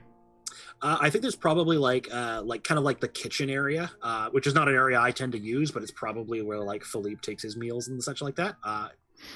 So we'll probably just go and settle in there. It's got like one of those like big wooden tables, seating for like 8, right? Mm-hmm. And it'll do well enough for what we're looking for, I think. Is there a fridge? Yes, there most definitely is. I'm going to point at it and take a look. Yeah, I'm sure there's food in there if such is what you need. I also had Philippe put on some extra blood, just in case you are in need. I'm going to look and see if there's any alcohol in there, because I figure whatever this is about, I'm going to need a drink. There is not any alcohol in the fridge, but you'll see that nearby there is a wine drawer. Perfect, I'll help myself to that. Okay, so there are 3 different bottles. There is a Duckhorn Red Merlot, there is a Kim Crawford Sauvignon Blanc, and there is a Jackson Triggs Cab Sauvignon. Let's go for the Jackson. Okay, local Jackson Triggs, sounds good. All right, you pull it out. Do you give it time to breathe or just crack it open? Just crack it right open. Okay. It's definitely the... So, it's been a little while since you've drank wine, Leo. But looking at it, you can definitely tell that that's the bottom of the price range right there. The duck... You're actually quite happy that he didn't grab the Duckhorn, because that retails for about $90 to $130 a bottle. Whereas Jackson Triggs is like $16.99 maybe? Yeah, something like that. Actually, so you're just basically opening that up and taking a swig out of that? There, Mason? I'll look for a glass of some sort. It doesn't have to be a wine glass, but if I can't find one, then yeah. I'll have one of those hanging wine glass things. That'll be pretty obvious. They're all shined to them. I'll fill it just a little bit over half full. Do you want to use a screamer? A what? Why? Here. I'm gonna just go over there and I'll actually pull out one of those little aerator things. I'll be like, the one that's been in the drawer for the past year and a half. Yeah. Yeah, probably. Well, it's probably used decently often. Like Philippe, I'm sure drinks. He has to. Yeah, but it will be like as it pours through. See, this is the way you're supposed to drink wine, properly aerated and at the right temperature. Don't listen to Don't listen to Leo. He's just making it up. He just loves it when things he drinks scream. Oh, yeah. You're such a kidder. Now, anyone else want some? The last time I was around a bunch of us, I got a new tattoo. That isn't happening again tonight, is it? I'll have some. Is that what you want to have happen? No, that is not what I want to happen. Then we can probably avoid it unless she says otherwise. The butler looms forward and serves 5 glasses of bagged blood, heated sous vide style. As he sets it down in front of Nora, he will say, Miss, did I hear correctly that you would like a glass of wine? Have what they're having. Yes, of course. And he'll slide it across the table toward you. You can smell the rich pungency of whatever vintage this is in front of you. It's the same that you've been getting at your house. O negative, A positive. You can start to see the difference after a while. And as you... Do you pull your mask down to take a drink? Yeah, because I can't drink through the mask. Okay, just give me 1 second. I'm going to make a composure roll for Philippe. Oh, actually, he does pretty well. He makes a soft, startled noise in his throat when you unhinge your mask. Very good, ma'am. But manages to keep his composure well, but you can see that the slight ruddy glow of his flesh turns pale. He fits right in with the rest of the people in this room. I drink more wine very quickly at that. It's okay, Nora. Enjoy your meal. Thanks. All right, so none of you have more than 1 hunger dice right now, so this isn't going to do you mechanically any good, but it is nice to have. I'm going to actually avoid the glass or the blood and just stick to the wine for now. What's wrong? You're not hungry, Leo? Or pardon me, you're not hungry, Mason? Not really. It's always good to keep your strength up, especially with something afoot. Where'd this come from? A donor. It's really good, thank you, Leo. I really appreciate it. Don't thank me, thank the prince. He's it's part of his verb thing. Mm-hmm. It's really good. I'm good for now. Vampiric exclusion. I forget the actual acronym. He was laughing about it for about a month. It was really something. Whenever, I don't know if you spent much time at Elysium. All right. Well, here's the deal. Mason, do you mind grabbing a seat with us, or do you want to be the cool kid standing in the kitchen? There wasn't actually an option. You'll learn that about me. Come sit down.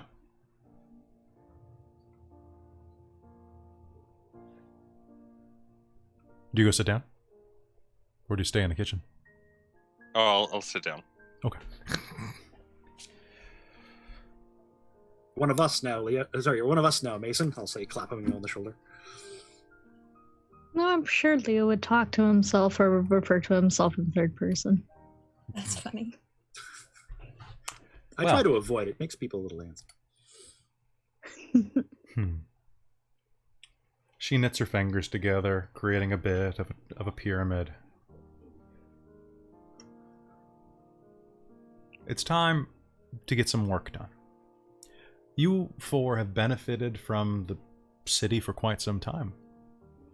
The princess made accommodations to keep you fed during this crisis. You've been given ample ability to hunt in the downtown region. But you don't have any actual court-appointed positions, which means that it's probably about time that you did some work. As stated before, we were going to arrange something for you, and I am fortunate enough that I have been chosen to establish the four of you as a coterie. Officially. What's a coterie? A team. It's a team. We're a group now, Mason. You really are one of us now. You four will work together. The prince has tasked me with utilizing your unique skills of investigation, of magic, and of being able to walk around with the sun up, to keep an eye on things around the city.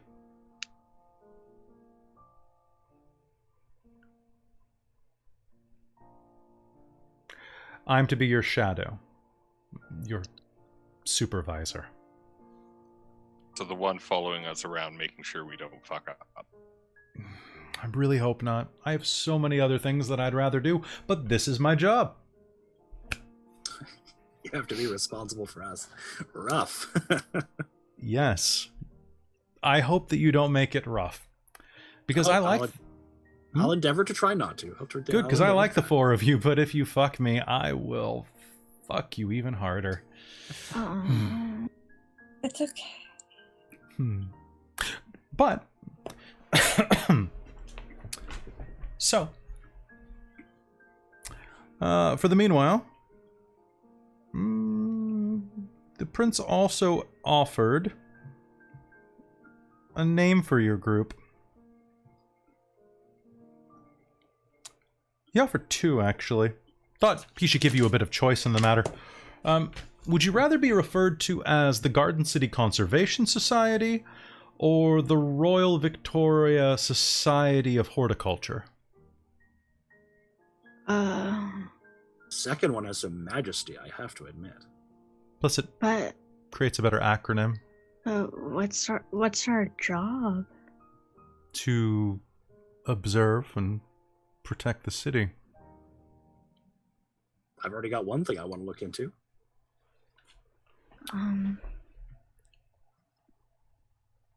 It's actually quite convenient. Can you say those again? Sure. Yeah.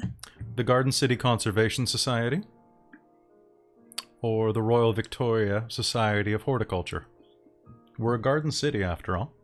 The prince thought it only fitting that you use a cover name that blends in.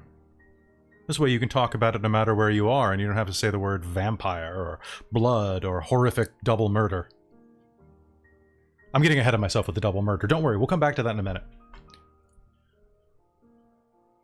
The second one sounds kind of bougie. Doesn't it, though? It's something What that is the prince bougie? would definitely come This is up not with. a term I know. What is bougie? It means fancy in different Bourgeois. terms. Bourgeois. Bourgeois. Okay, that makes more sense. And we all get a vote? Of course you do, Mason. I get a vote? Yes, you do, Nora. We are a team now. We balance everything. That's so Garden weird. City. I say royal. Anna, what do you say? I raised my hand to the first one. Oh, sorry.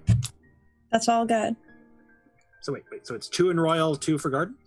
Well, that's great. I guess I'm the deciding vote then. How wonderful. Yes, you are. Chat. See, out of character real quick, I am kind of... Yeah, Christine's arguing that we're conserving the human herd. I also like that I mixed the letters around, so now you'd be RVSH, which just can look like Rush if it's written down, which I kind of like. But, oh, that's 2 for garden in the chat.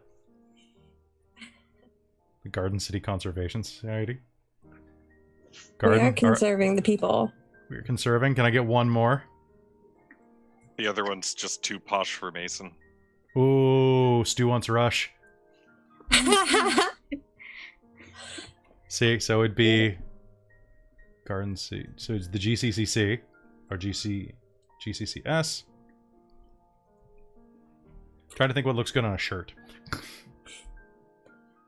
Rush looks better on a shirt. Rush does look better on a shirt. Plus, then I can play a Rush lot looks of. better on a shirt.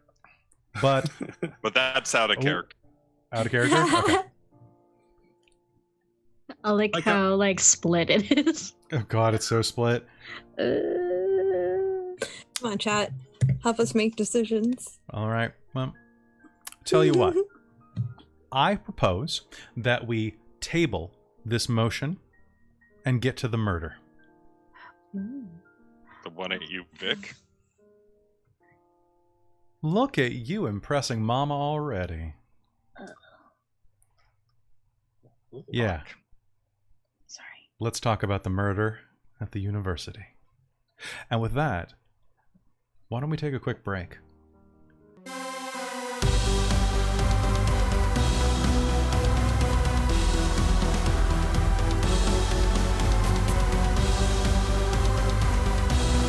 Hello and welcome back to Vampire the Masquerade Victoria by Night, Episode 1. So, thanks for letting us take a quick break. We really do appreciate it. What is happening with that color tint? Weird. All right, it's fine. Anyway, welcome back to Vampire the Masquerade, Victoria by Night, Episode 1. Thanks for letting us take a break. We are back. And, oh god, everybody's fighting now. So we've got one for Rush, one for GCCS, one for GCCS. Chat's pretty quiet tonight, so we'll see how this goes. Now it's tied again. Break the tie. Okay. So, you sit at the table. The piano music plays gently in the background on loop from your stereo. And it seems the wrong type of music to be talking about murder. The piano keys are soothing. With a smile, Talia will reach into her purse and pull out, well, more of a satchel really, and pull out some documents, slap them on the table, and turn them around. Leo, you will immediately recognize a photo from the newspaper. Oh, I knew it, I knew it, I knew it, I knew it! Leo's excited, Nora's excited. Yeah. All right, looks like the boys have a lead on this. This is Katherine Cole. Until 3 days ago, she was in a coma. Vic General, right? At Vic General. She caught the virus about a month ago and was in a medically induced coma on a respirator as of about 2.5 weeks ago. Oh. Interesting. Yeah. Her medical reports say that she died 3 nights ago. Oh, more interesting. That's Her one heart way stopped. to get out of a coma. Someone embraced her. Oh. And then she killed 2 orderlies and ran off into the night? No, they're still alive. That's not the double murder I'm talking about. Oh. We'll get there.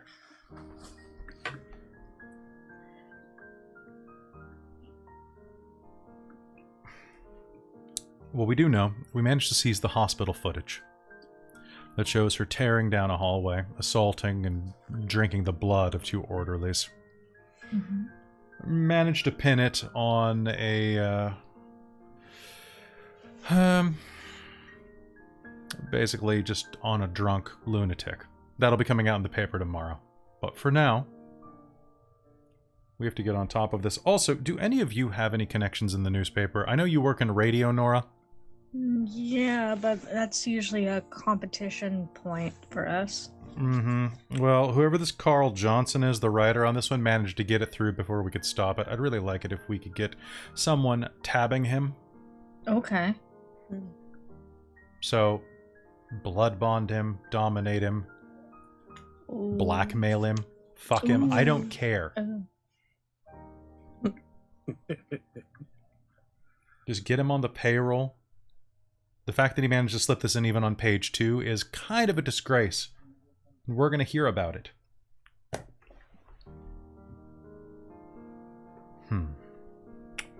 Wait, so we're supposed to be in charge of the media? I think we need to do whatever we need to do. Honey, we're the fucking Illuminati. We control everything. It's too bad. See, that was what I could have put forward as your nickname, the Illuminati. Spell it kind of fun, you know? The Illuminati. No? I always do enjoy your humor. Not bad, not bad. That's why you're laughing. Yeah. Oh, okay, yeah. I don't know. I'm fucking hilarious and I know it. Of course.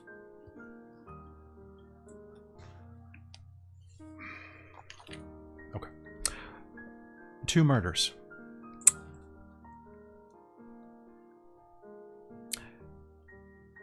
You said tonight you saw that Uvik had a murder? Yeah, I was working, and the police had it cordoned off.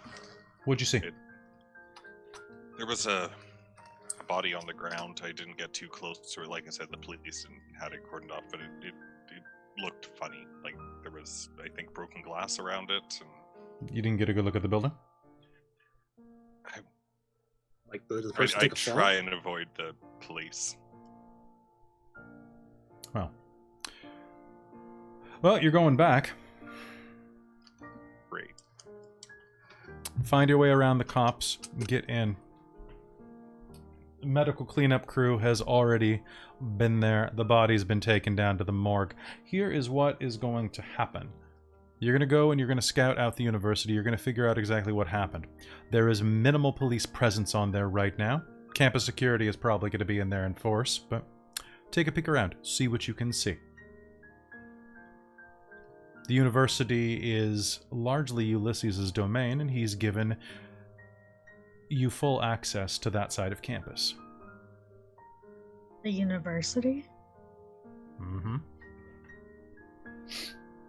Oh, speaking of which, as a little bonus, the prince has authorized me to grant your little group a domain as thanks.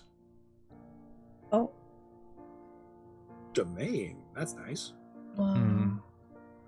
There were two potentials. I'm still working out which one would be more advantageous. One is more rural, closer to shopping, I suppose.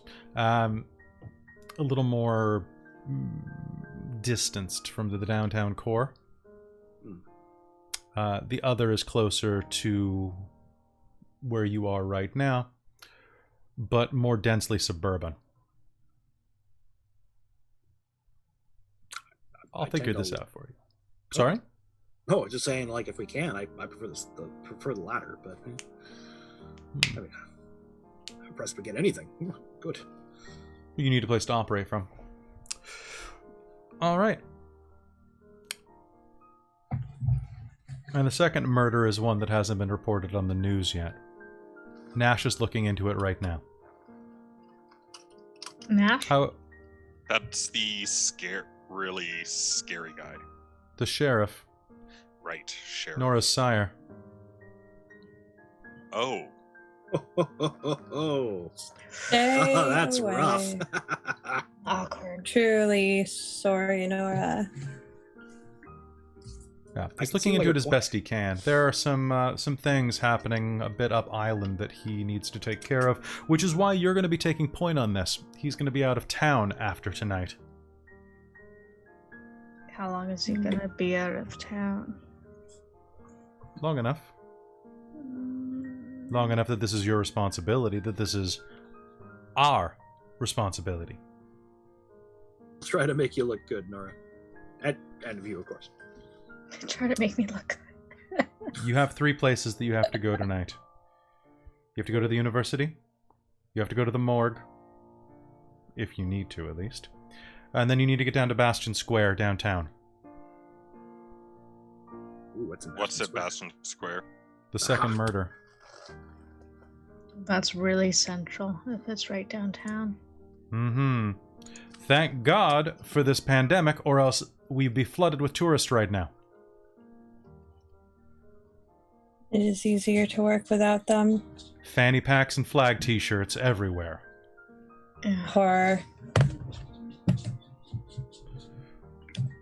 Thankfully, Like Bastion Square is pretty everyone else quiet. alive.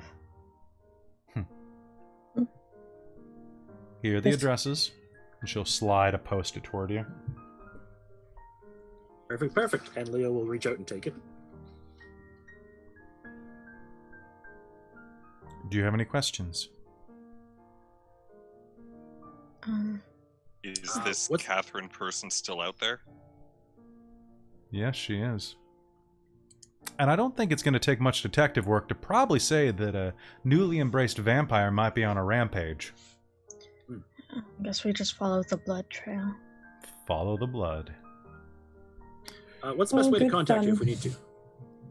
Oh, that reminds me. And she'll reach into her satchel and pull out 4 identical burner phones. Oh.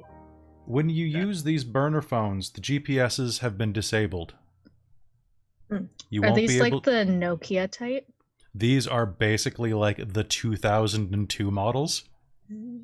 Oh yeah. Like we're talking like they're Nokia, so they're very, very sturdy. Using like the T9 system, flipping. I'm Yep. familiar I'm familiar with this. We're good. The internet's been disabled, the GPS has been disabled. You'll still be able to be pinged by cell phone towers. We also have a program in there that automatically deletes your text messages after 12 hours. Okay.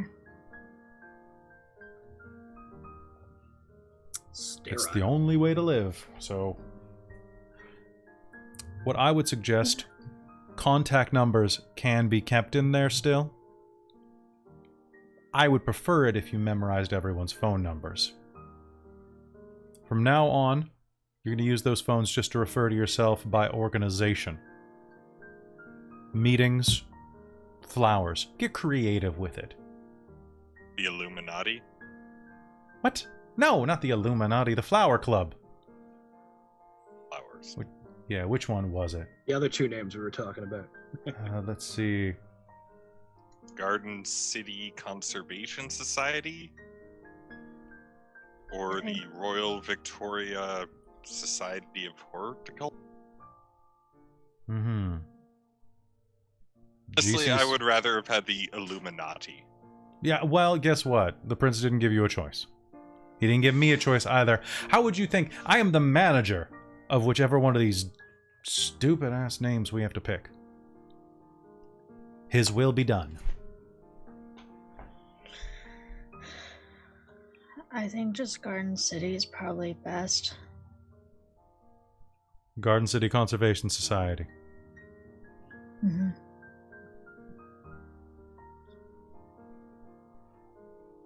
That works. Whatever, they're both stupid, I don't care.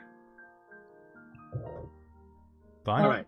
I just want to get going because, like, we're losing there's time if things we're to supposed to do. be doing things. Yeah. Yeah, do we want to hit up... Are we going to split up Bastion Square, the Morgue, or UVic?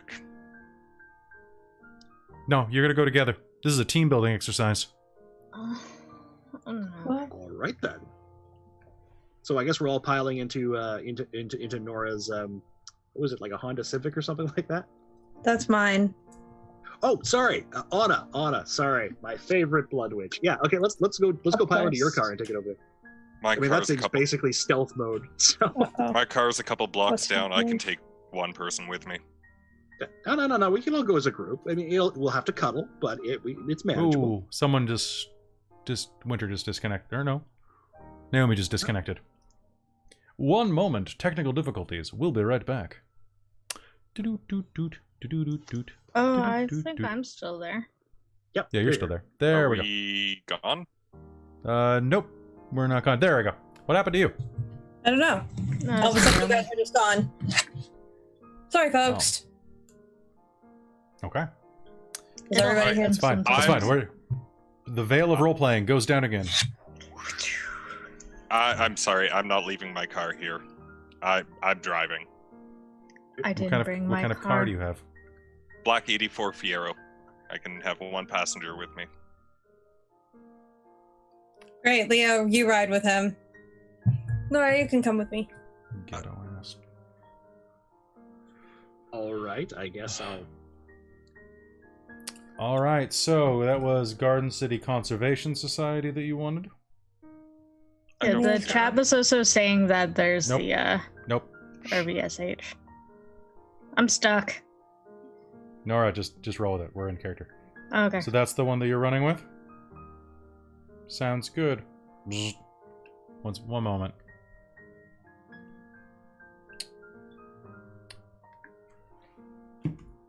The prince has said that he's changed his mind. You're going with the Royal Victoria Society of Horticulture.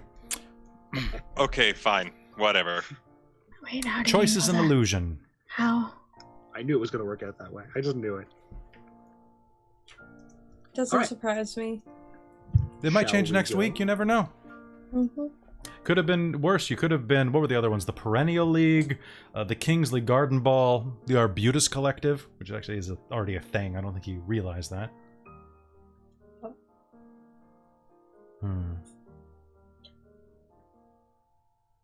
All right, so The Centennials. You gonna solve a murder or what? Yeah. I'm going to just. Ritter, let's go. Yeah. We're just gonna get it. Sleep, I'm stepping out for the night. Yeah, yes, master. I will clean up, not a problem at all. Thank you. You're the most excellent person. Thank you, sir. You are quite exceptional as well, young master. All right, Mason. Let's roll. All right, you head out into the night, and where are you going first? I'm heading to you, Vic. Heading to you, Vic. All right.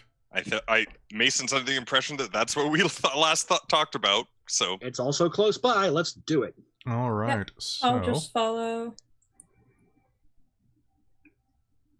Okay, so you... driver's side window down. He's got one hand on the wheel, smoking with the other.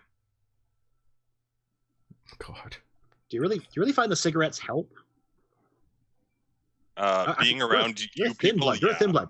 Yeah, you still breathe and everything like that, right? Wait, you don't breathe? No. Oh, this is hilarious. You're like it takes you about vampire menthol. Sorry. Wait, does that mean I can get away with not breathing?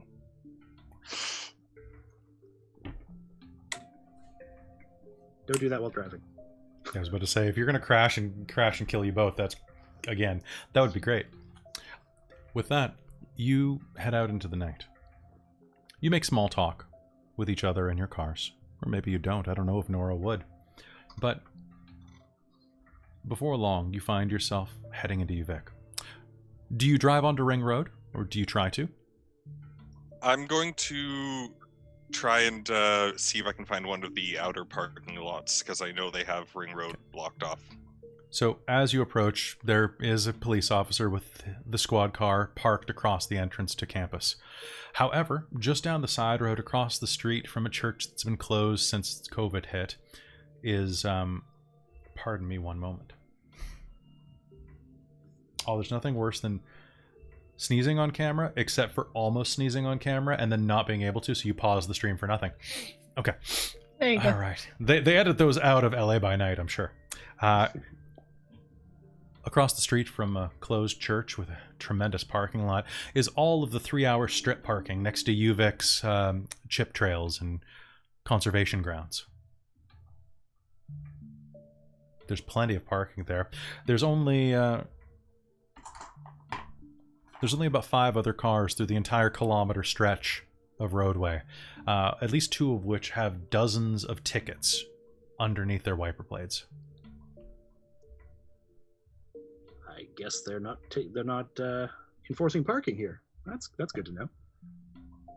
I'm gonna go over and once we park, gonna park around there and grab some of the tickets off of somebody else's car and put them in my own wiper blade, so it makes it look like I just got ticketed. All right, sounds good. Well, actually, while he's doing that, I'd like to look through his glove box. Okay. So you can do so really quickly. Mason, what do you have in your glove box? There would actually probably be a couple of random just maps and stuff for different areas around BC, maybe a couple of screwdrivers and some wrenches, straws and napkins, some dirty grease and oil stained rags, just a whole bunch of you open it up and it just fucking falls all over the floor, a bunch of just random junk. So insurance packets papers? Of those are in there. Packets of sriracha, condoms, the usual. I'll pocket the insurance. Cigarettes. Yep, cigarettes, absolutely. And then I'll get out. Spare lighter, yeah. All right. The car is filthy, Mason. Sorry. As you get out, you'll hear and a Honda Civic will pull up behind. Your other 2 party members, coterie members, have arrived. How are we doing this? What's going on? It looks like they might still be there. I might be able to get sort of close by. I think either Nora and I can do that pretty readily. Mm-hmm. Without being noticed. Yeah, that's I gotta see. The thing is, cameras, though. Do you think there's a lot of them around here? Probably. I think we'll probably just have to go scout out the area a little bit. Let's just head over there and see what's going on. Yeah. you two hang back a little bit. That way, if anything goes up, they'll shoo you guys away, and we'll just kind of keep going. All right. So there are 3 ways that you can make it over to the engineering building. One is just cutting through, trying to follow the road, and go straight down the road past the cop. You'd have to sneak past them. The other is going through the woods right next to where you parked your car. Dark, but totally manageable, so long as you don't make too much noise. The third is to walk kind of the long way around past the cop and take one of the community roads, the sidewalks that leads into campus. It'll definitely take the longest. The cop will see you and might question you if you look suspicious, just for trying to go on campus after midnight. But might be easy. My first thought is to try to do it as inconspicuous as possible, so through the dark in the woods. Okay. But that's just I'd be down for that as well. Cool. And use obfuscate. Yeah, you have the moving one, of course. Mm-hmm. Yeah. All right. Did you buy that as well, Nora? Okay. All right. So. I believe that one in the book it says it's just a free action. Is that that's obfuscate 2 that you have? Mm-hmm. Okay. Yes, I believe it is usually. Yeah, it's, unless we're interacting with someone. For unprepared mortals, it's automatic. Oh, okay. Yeah. Sounds good. As you all are going to head through the forest, including Anna and Mason, right? Yeah. Okay. I'm gonna follow them. I'll try. Yeah. You know what? I'll start going through, and All right. So, does anybody pull out a flashlight? Use their cell phone as a flashlight? I will. Oh, hey, Vancouver by night. Good to have you here, neighbors. Now, the stretch of University Forest that's just off the edge of the main road onto UVEC is fairly dense. You'll find a couple of the trails that students use to cut onto campus so they don't have to pay for the exorbitant parking on campus. It winds its way through the undergrowth, and as you are making your way down, can I just get everyone to make me a wits and awareness roll?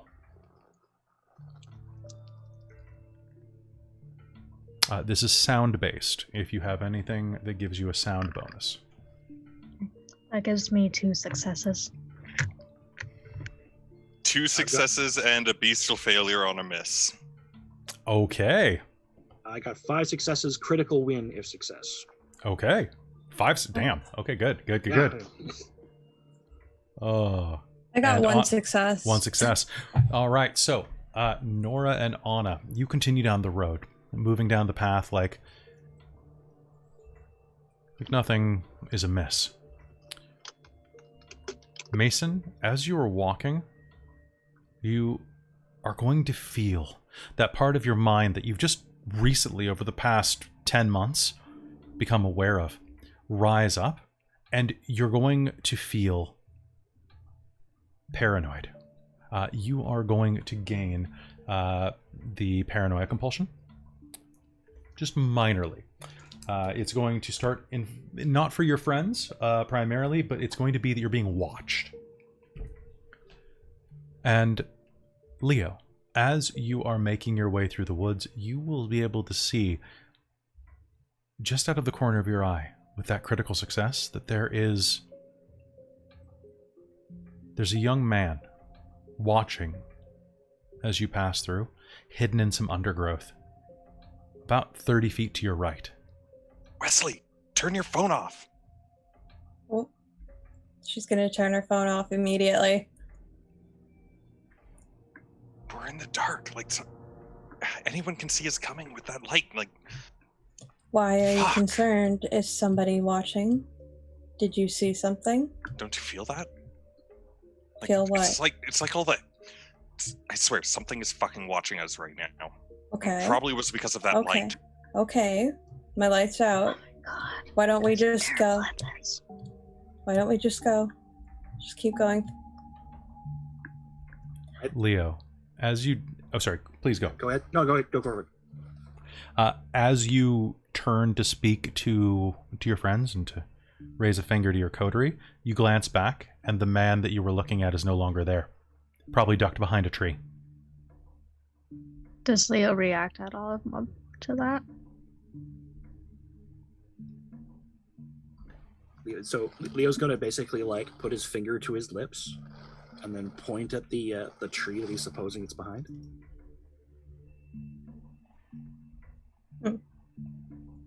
And Leo's going to get up and basically like, I'm going to be using my obfuscate.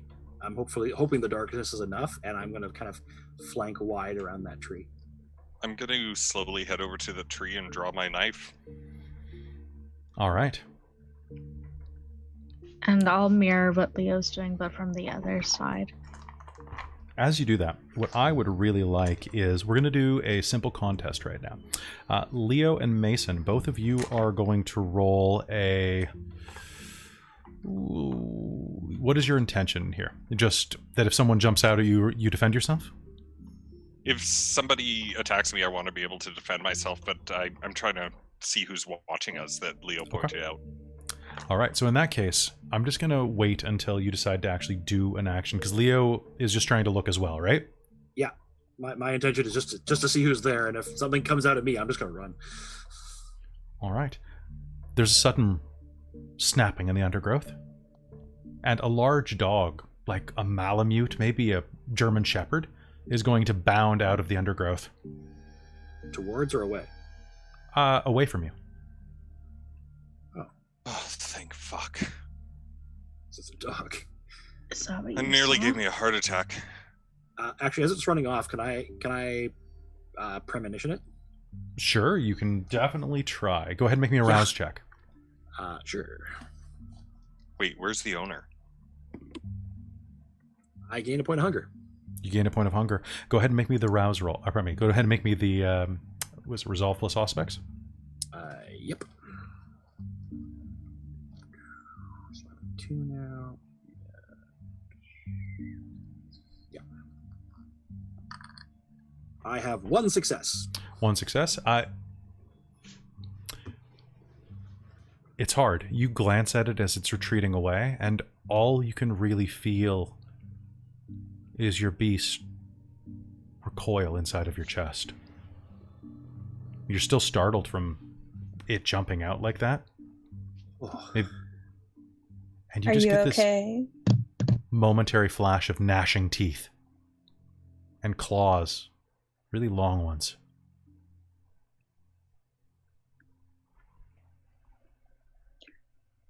Leo? I'm not sure. I'm going to walk over to where he is. Okay. What's wrong? A dog. Something's striking me off about it. I'm going to try and What was that? whistle and call the dog over. The dog runs away. It casts a backwards glance at you, and you see its tail droop low between its legs. It's a big, furry, massive unit of a tail. It droops between its legs, kind of in... Do you have animal ken at all? 2. It's definitely the dog equivalent of... Come on! No thank you, we'll say. And with that, it runs out of sight and up toward the road.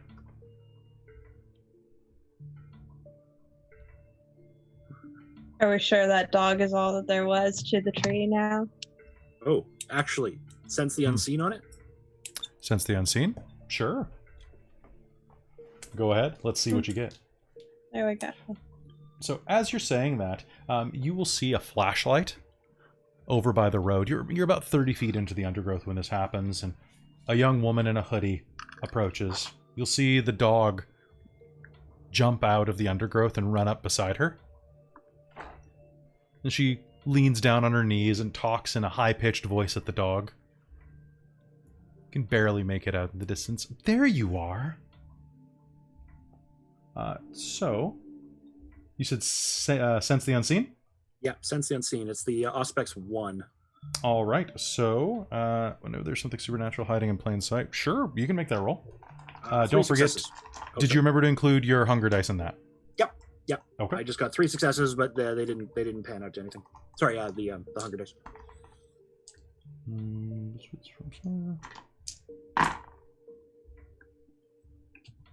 Three successes. All right.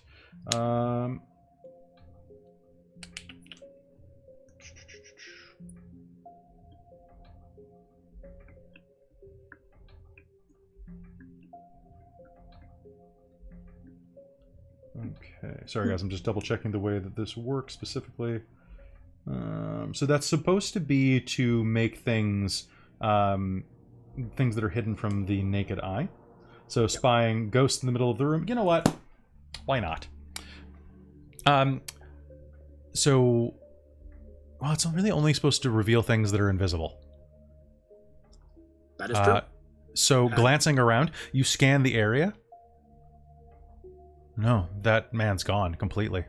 You're pretty sure of it. Huh. Weird. Okay. Let's get this done. Yeah, let's... But there was some man sneaking around here, okay? So watch your back. Wait, there was somebody? What did he look like? He was, and I'll describe him as best I can. Honestly, he kind of looks like Shaggy from Scooby-Doo. Tall, blonde, with shaggy blonde hair. Kind of Lanky. Lanky, definitely about 6'3", goatee, light beard, but definitely chin stubble. Wearing a pair of cargo shorts and a green T-shirt. And he just vanished. Yeah, like he was right there. He was like 30 feet from us. That's weird. Why didn't you say something when you saw him? Because you guys were talking so much, and if I had, you probably just would have noticed us anyway. So, Could you draw a picture of him later? Like, can you sketch? Yes, maybe. Okay, try and I don't do know, that. I can try. For right now, we got stuff to deal with. Let's go. No, of course not right now. Nora, there's an adventure afoot. Let's go. Yeah, let's go. You make your way through the remainder of the woodland area. Emerging out on the side of Ring Road, you manage to navigate your way through pretty well, and before long, the engineering computer science building is directly in front of you. It's 6 floors of mostly glass and bits of steel reinforcement that shoot up into the campus sky. It's the tallest building on campus. Save for the one that has the telescope on it, but it's actually a little shorter if you ask me. As you approach, you can see that there's a police line cordoned off out front.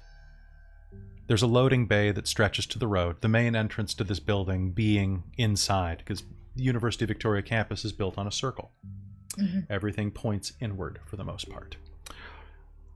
The loading bay out back, which serves as a rear entrance, is completely blocked off. Police tape, as well as a single squad car that is sitting pulled aside with a rather sleepy looking man in the front seat scrolling through his phone.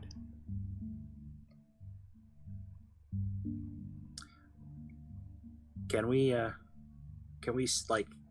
I'm presuming that this person, like from what a little bit from what Mason said, that they may have fallen out of the building. Do I see like boarded off section up there? Or? So why don't we go ahead, and what we'll do as a group is I want everybody here to make me is it wits or intelligence in this system? An investigation roll. Oh. It's either wits or intelligence, because pardon for one moment, guys. Still getting used to the new system.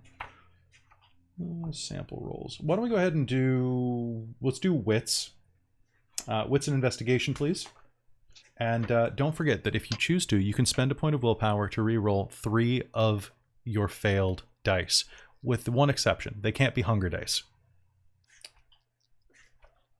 Okay, so 0 for you, my friend. I got. Would you 2 want those successes. all rolled at the same time, or only if they're failed dice? You only re-roll them if they're failed dice. Okay. So you got how many, Anna? I'm going to reroll one of my dice because I failed one. Okay, so spend a point of willpower. That means that it's a point of superficial willpower damage. So mark it off. Yep. I spent a willpower as well, but I still only got one success. One success? I got 3. You got 3. 3. Perfect. Nice. So Leo, glancing around, Mason, you are mostly just keeping an eye on that cop. He's sitting in the front of the car, playing with his phone, idly picking his nose with his left hand. I might try to like idle around so I can actually take a look at whatever he's doing. Sure, and being invisible, you can easily do so. Is he also just like in a cop car, like very obvious cop car? It is a patrol car that is parked across the rear entrance to the ECS building. It's a stretch of concrete that's about 20 feet wide that runs about the 60, 70 feet to the to the rear door of the building.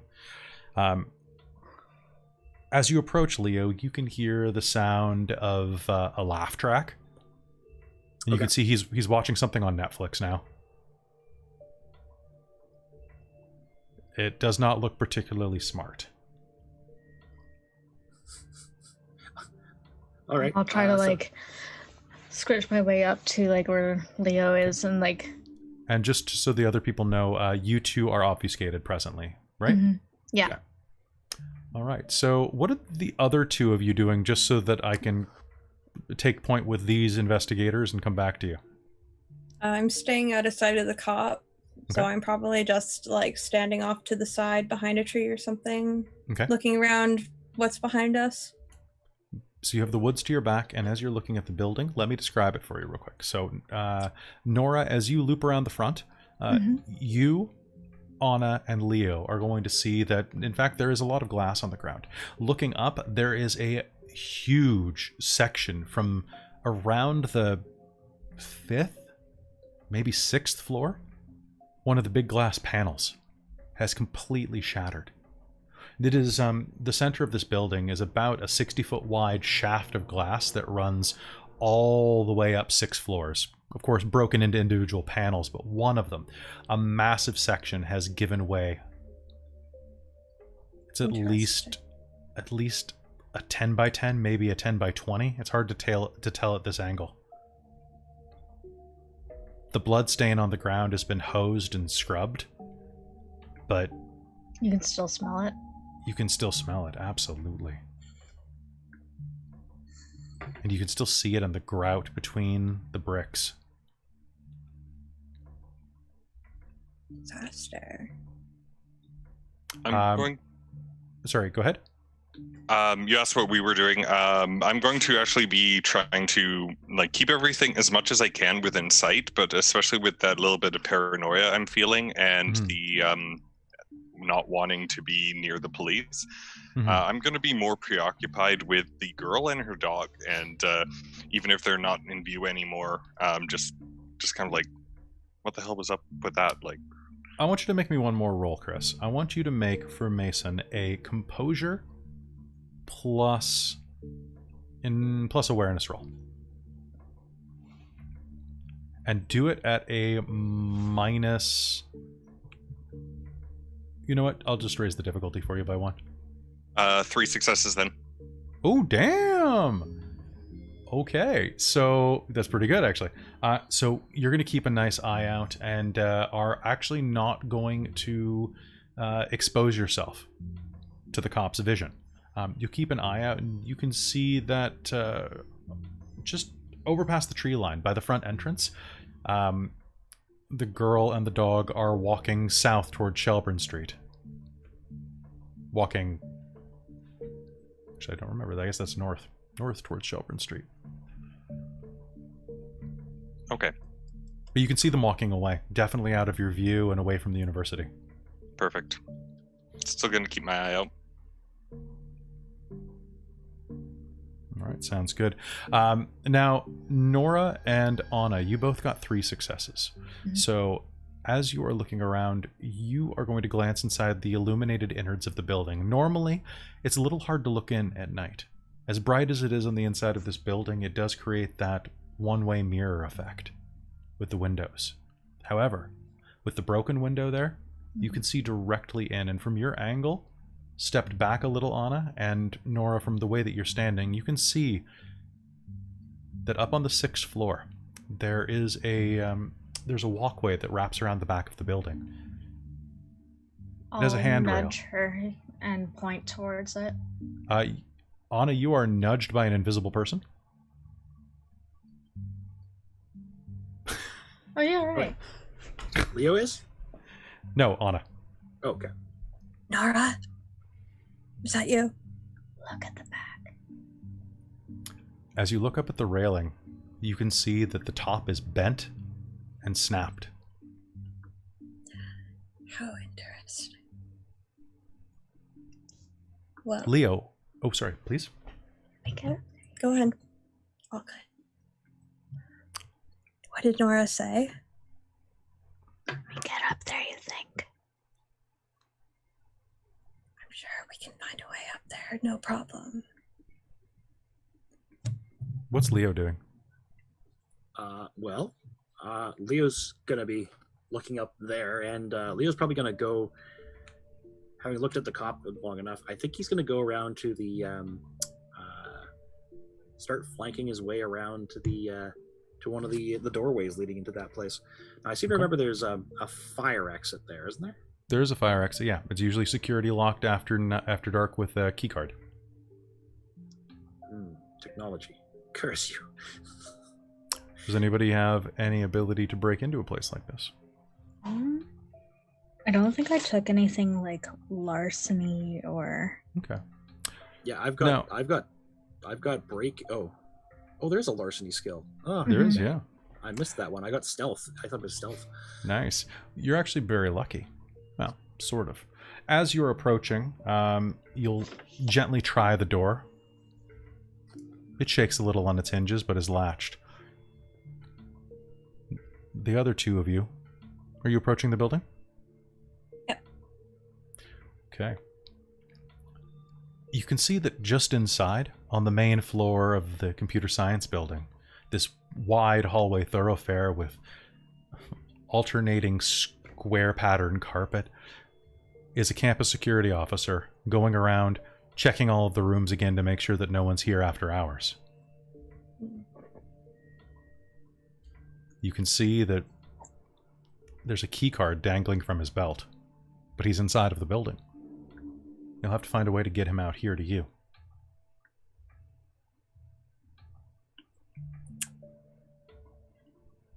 Well, maybe if we knock on the door and then disappear, I can wait by the door and keep it open. You'll hear this voice come out of nowhere. I like that plan. Do you think you can Actually, do that? as soon as you say anything, you pop it. Oh, Does okay. it?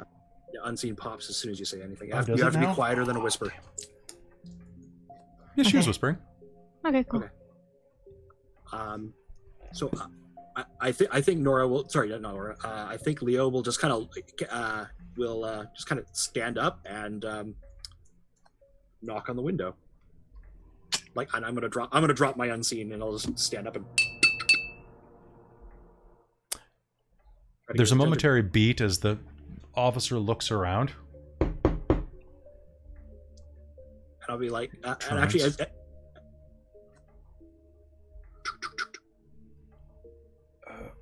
What the... I'll wave at him. He approaches you. He's a middle-aged white man with kind of slightly graying around the temples, ginger hair.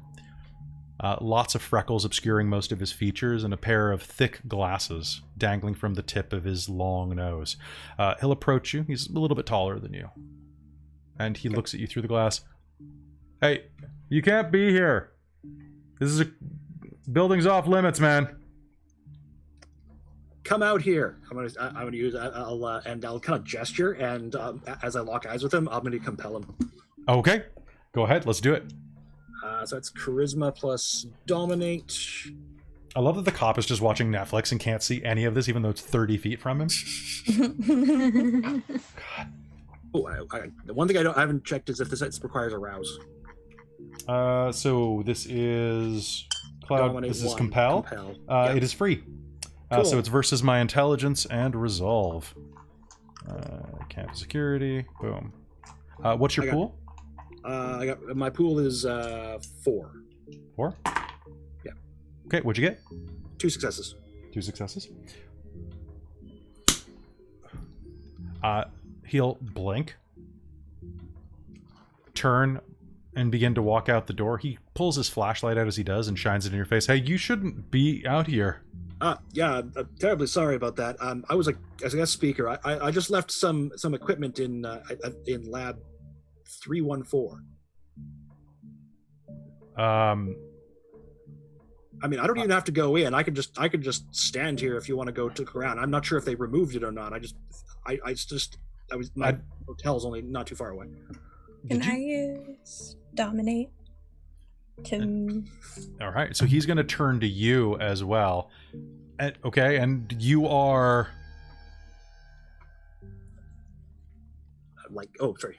Philippe Anderson. Yeah, and your friend here is he'll flash the flashlight in Anna's face. This is Natalie West. My name's Natalie. I was his assistant. All right. She's been showing me around the city. I can go look for it. Can I see some ID and I can run it up? And what were you gonna say, Anna? That I was his. I'm his assistant, and I can't remember how to roll my discipline for some reason. That's really fine. It's your first time using a discipline in game, so. It's true. You are trying. Do you have compel, or are you trying to sleep him? Did you take cloud memory or compel? Cloud memory. Okay. So that is charisma plus dominate versus his wits and resolve. Okay. So that actually works out in my favor. Good, it should. Rolling. However, I would just remind you that no roll is required against an unprepared mortal victim. So there we go. Well, there we go. I'm gonna look at him in the face and just. I love games that don't need rolls. It's so good.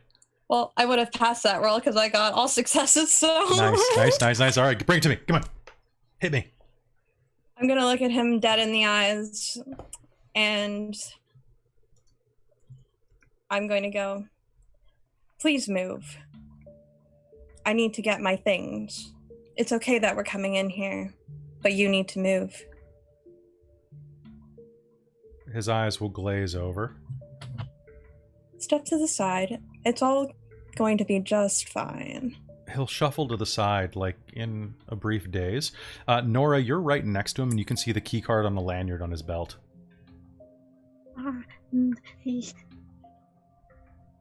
Does it look like I can just take it, or can I prevent or would it be too risky and I prevent the door from closing all the way? You could do either, actually, but it would be probably easier just to grab the key card. Key card, okay, grab it. I'll hold the door too. Like, I'm just standing right there. Okay. Okay, I'll try to go for the key card. You grab the key card off his belt, quickly pinching the lanyard open to allow it to pop into your hand. You have it. The guard stands there for a moment, completely dazed. Let's go. It's okay for you to go home, guard. You're done with your shift for the evening. Go home and see your family. Or go home and drink a beer, whatever makes you happy. Yeah. Yeah, just go home. You've done your shift for the evening. He'll just zone out for a moment, giving you a chance to head in. I don't think you can give him that program. What's your dominate rating? It's only 2. Oh, you do have 2. Oh. So you actually could make him. I could at least make him leave the building. Maybe go to another Mesmerize, building. You can make. So yeah, with Mesmerize, you can do complex commands if you have that level. Did you take Mesmerize? Yes. Okay, so yeah, if you took Mesmerize, he'll just. Yeah. Go on. Yeah, a beer would be nice. And he just starts walking off.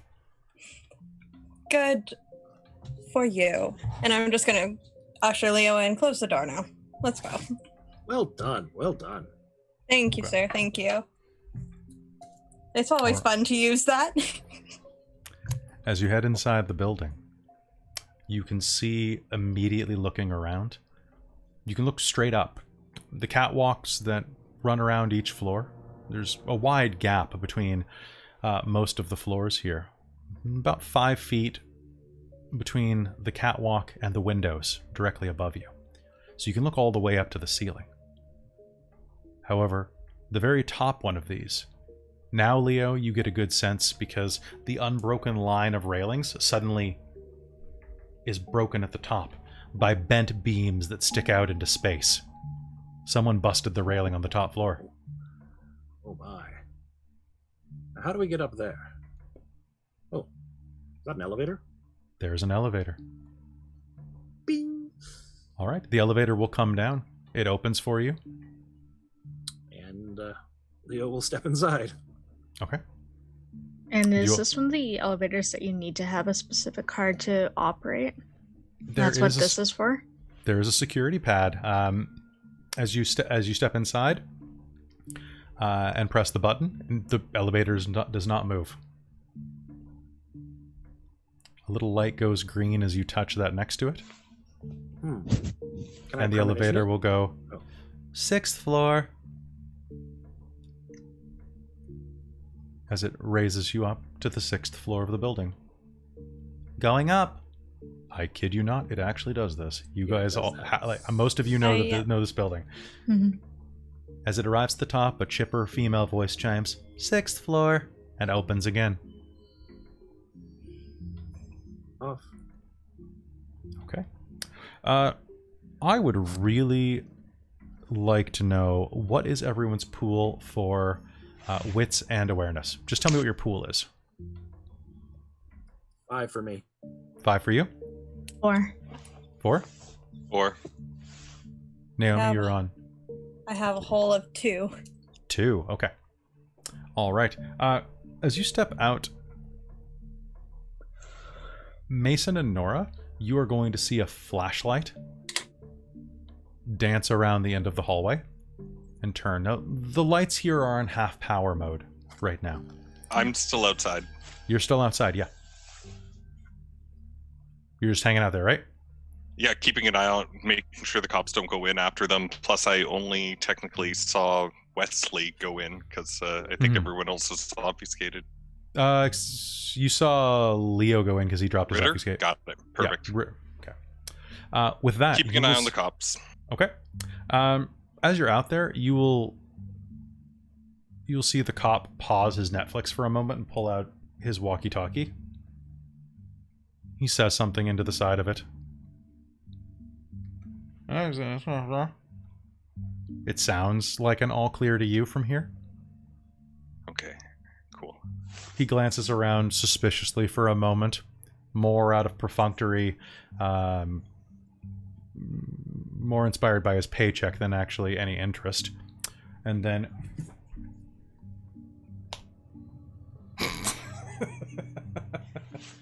Oh, that's funny.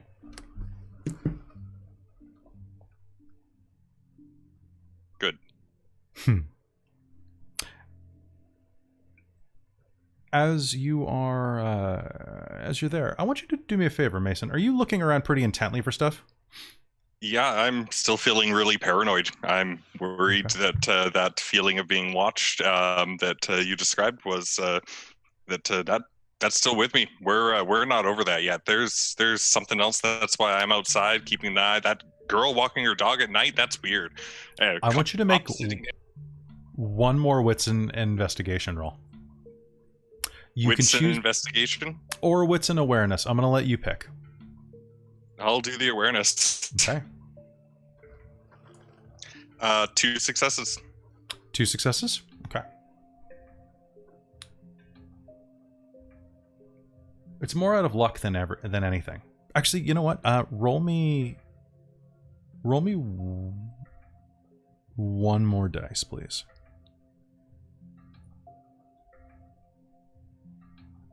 No successes. Okay. I figured you'd get a bonus for being paranoid. You're just like looking around so much. More out of luck than your paranoia. You are going to see that the front walkway, pardon me, the walkway of this back entrance is lined with all sorts of shrubs and trees. And one of them barely discernible as it's wrapped around a leafy branch. You'll notice there's something dangling from it. It's about 20 feet to the right of the cop. You'll have to sneak up to grab it. It's about 10 feet up in the tree. But it doesn't look like it belongs there. Do you check it out?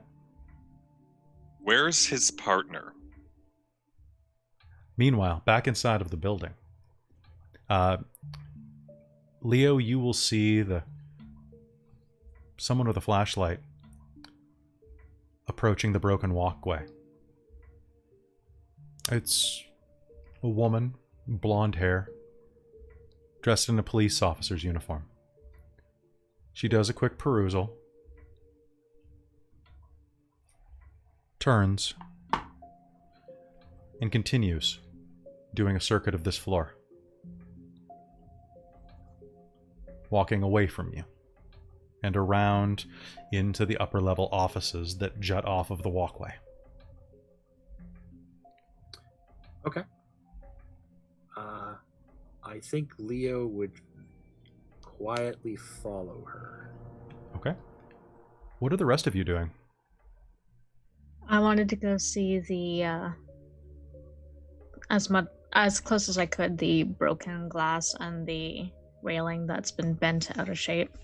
That sounds fantastic. I wanted to go with her. So, Leo, do you re-obfuscate? Yes, I will. All right, cloaking yourself in shadow. Did you go to the University of Victoria when you went to school, or you went to probably some prestige? You went to McGill or something? You never went to university. I never went to university. I had private tutors and stuff like that. Did you ever go to the anime convention that's held in this building? I may have breezed through it. Okay. So you might Not have really Leo's style. It's a little before his really? I totally pictured him as a weeb, but all right. Get in Leo's car. It's just like the theme song for Evangelion on loop. And just Cowboy Bebop music. Oh my. Cowboy Bebop music is great. I really wanted to use it for this campaign. Chronicle. Oh god, I messed up that. All right. But you gather that you can loop around and probably cut her off before she heads around the full circle. Sure. All right. So I'll probably go ahead and do that. As I'm walking past, I'll probably keep my eye out for one of those like cardboard boxes filled with like papers that would be left at like professors' doors and such like that.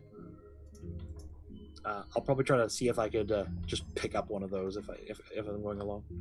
Sure, absolutely. There will be a box of well expired exams sitting outside of one of the doors here. Sure.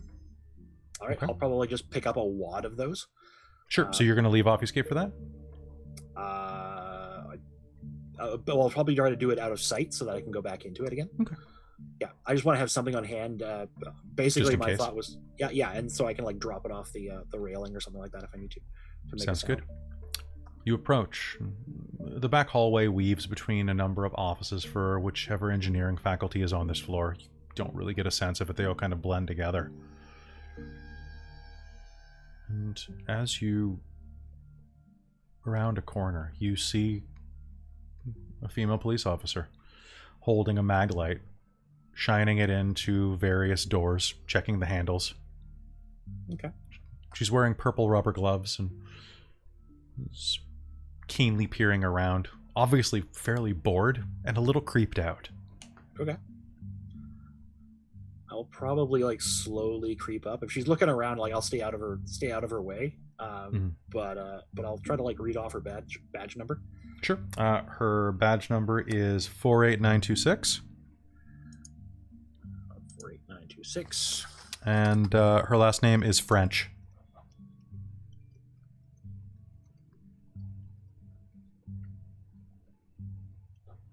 And she is with Oak Bay PD. Okay.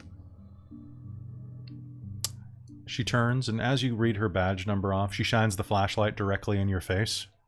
And for a moment, if your heart beat, it would have stopped. But then she moves it across you, completely oblivious to your presence. She reaches down to her walkie-talkie. Woods, there's nothing up here. How's it going down there? Over. Everything's fine down. Everything's fine down here. Over.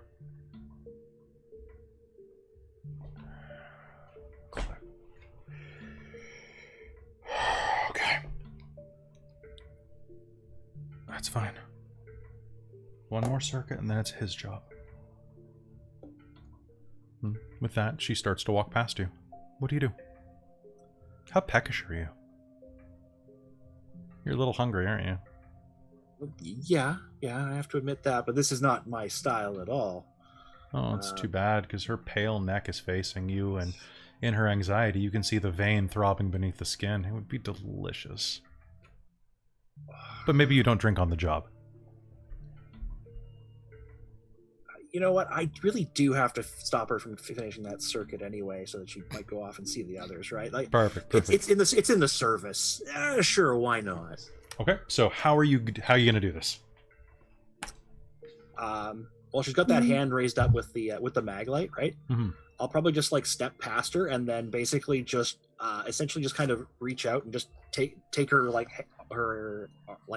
wrist right into grip as she walks past, so that there's like almost no time to react before I make contact. Okay. Are you just going to go ahead and do the chomp, or are you going to dominate her first?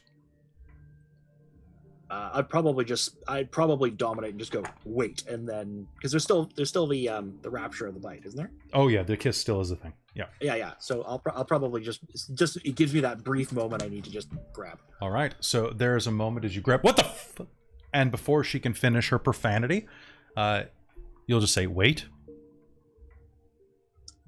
and then I'll just take the wrist and then take a drink. Your fangs slide easily into the flesh of her throat. The warm life that pours over your lips. It's the best thing you've had in weeks. Since you've been on this liquid diet that the prince has instilled, the bagged door delivery. Oh, no. This is life. And one moment, please. So as you are drinking, you are going to gain a spider on my desk. I'm getting a resonance, I'm guessing? Yeah, you are going to pick up a resonance. You are going to pick up, and pardon me for one moment, everyone. I'm just still getting used to having to use resonances. So this would be...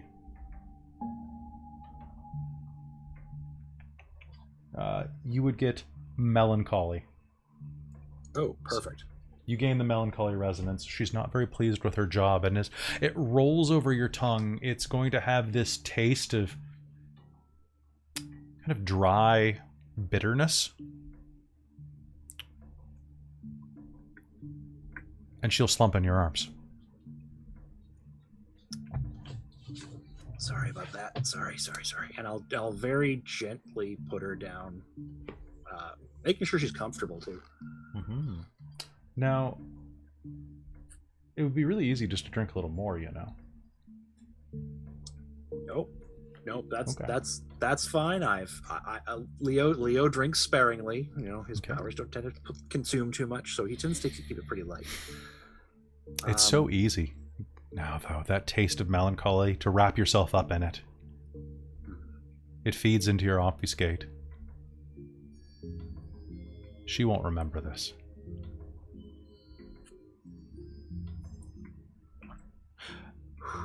Meanwhile, the rest of you, well, the two of you anyway, Nora and Anna, you make your way around to that railing. I want you both to give me an intelligence and investigation roll. And if you have any disciplines that help this, let me know.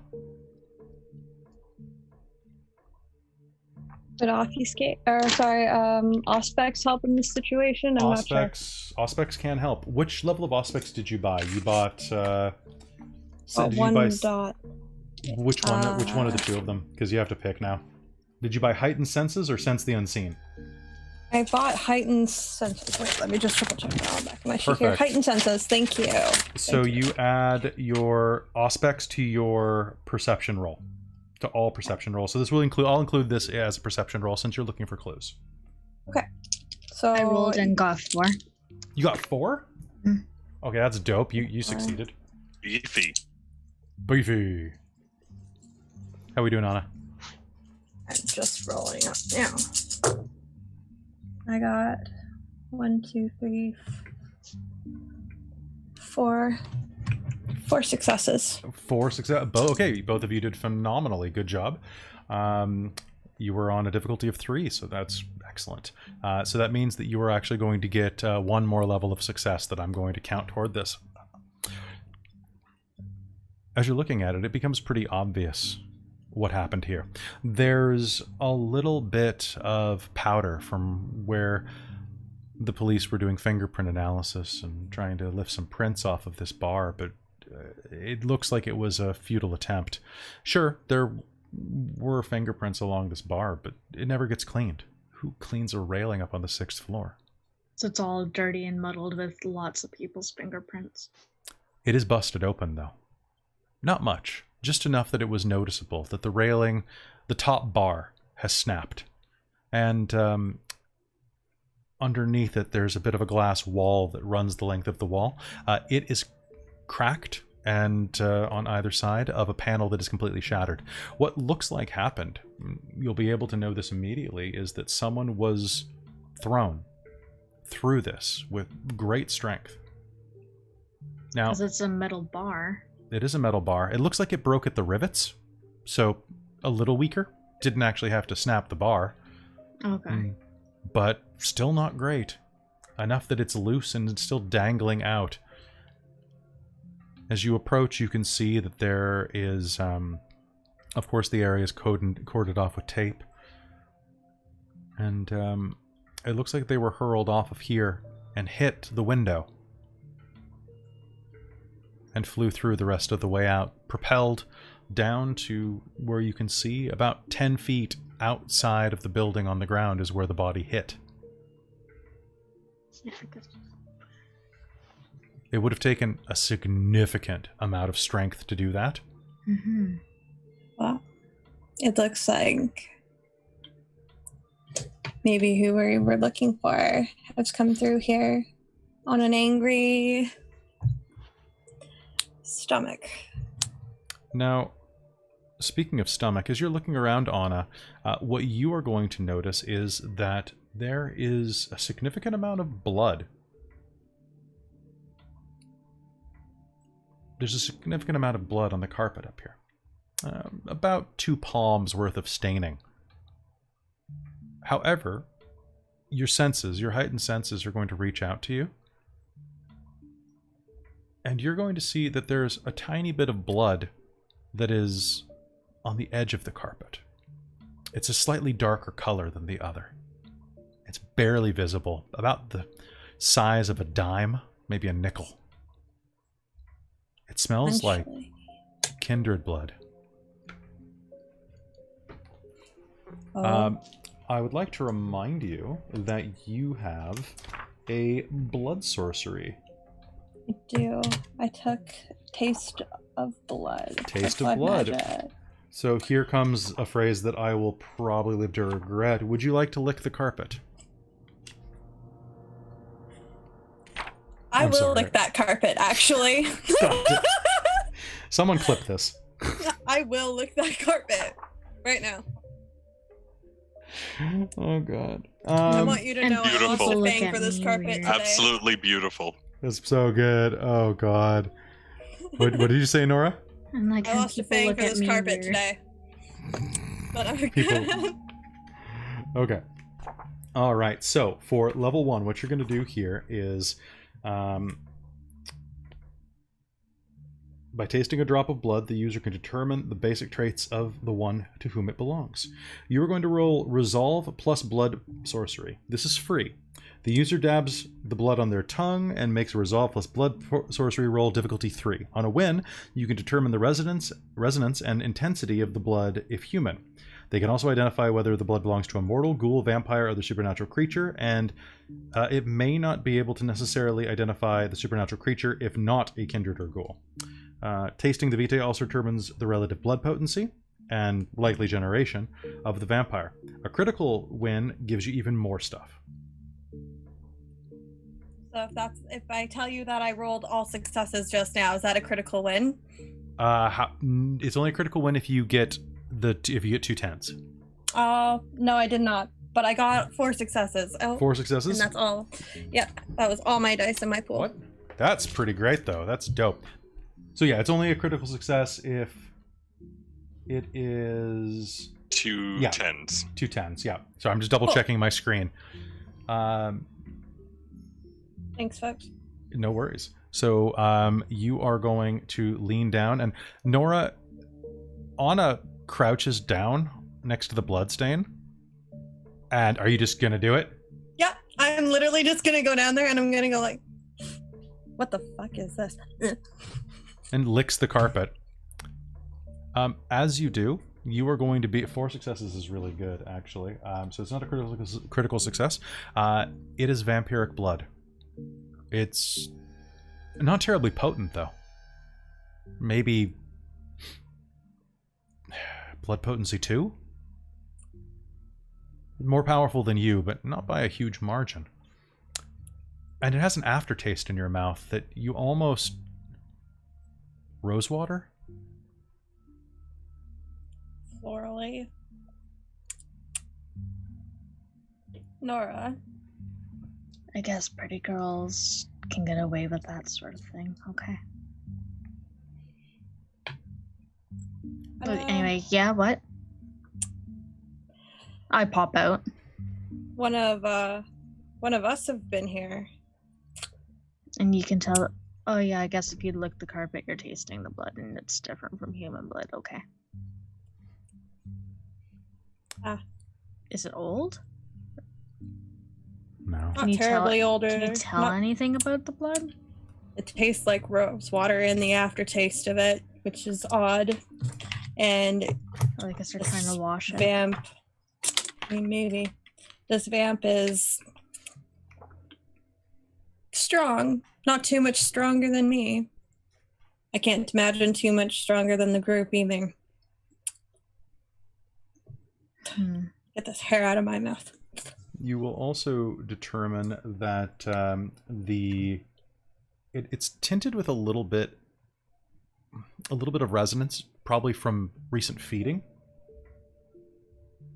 And that would be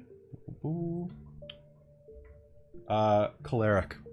It recently drank off someone experiencing a high level of adrenaline, which makes perfect sense, to be honest. I'd piss my pants if someone was about to throw me out of a 6th floor building. Wow. I think that whoever got thrown out of this building got ate as well. I think they were thoroughly finished with their meal. And then just let the rest for roadkill. Yep. So it seems. Meanwhile, outside, Mason, what do you do? I'm gonna take a moment and just eye the officer, and try and see how into his videos he's in. If I can get to a viewpoint far enough away from him where I can. Does it whatever he's That's watching? not what you do with a hat. All right, I'm going to try to go towards the dangly thing in the tree. Okay. Very quietly, very slowly. Very stealthily, one might ask. Make me a dexterity and stealth roll. Oh no. Oh no. Oh yeah. Good luck. Oh yes. Was that a bestial failure? 2 successes. Bestial failure if I miss. 2 successes? All right, so let's just find out if you miss.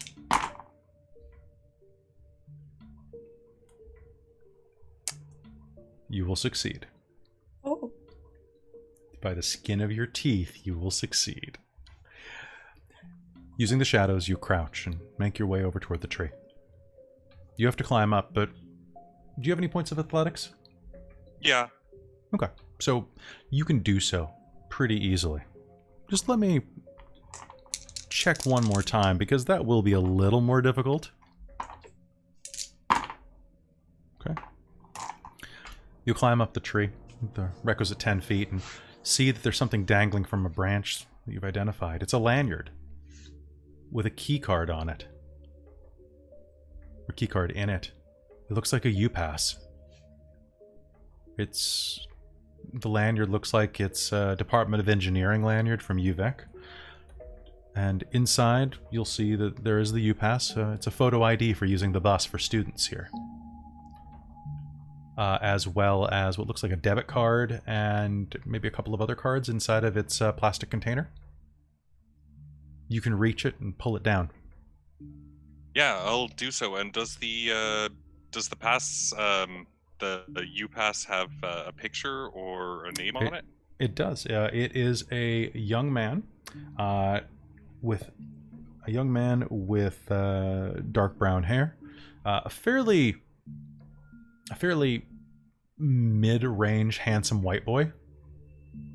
Looks like a frat boy more than anything. In the photo, he's dressed in a gray hoodie. The name on the badge is Pascal Lewis.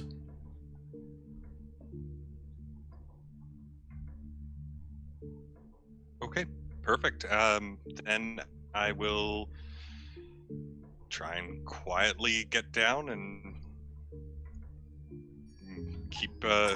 try and head back to where I was. All right.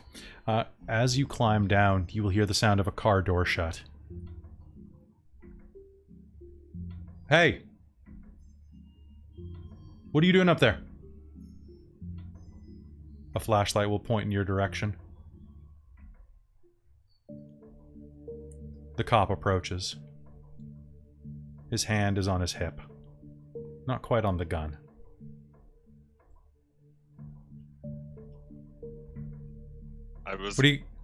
I was walking back to my car, and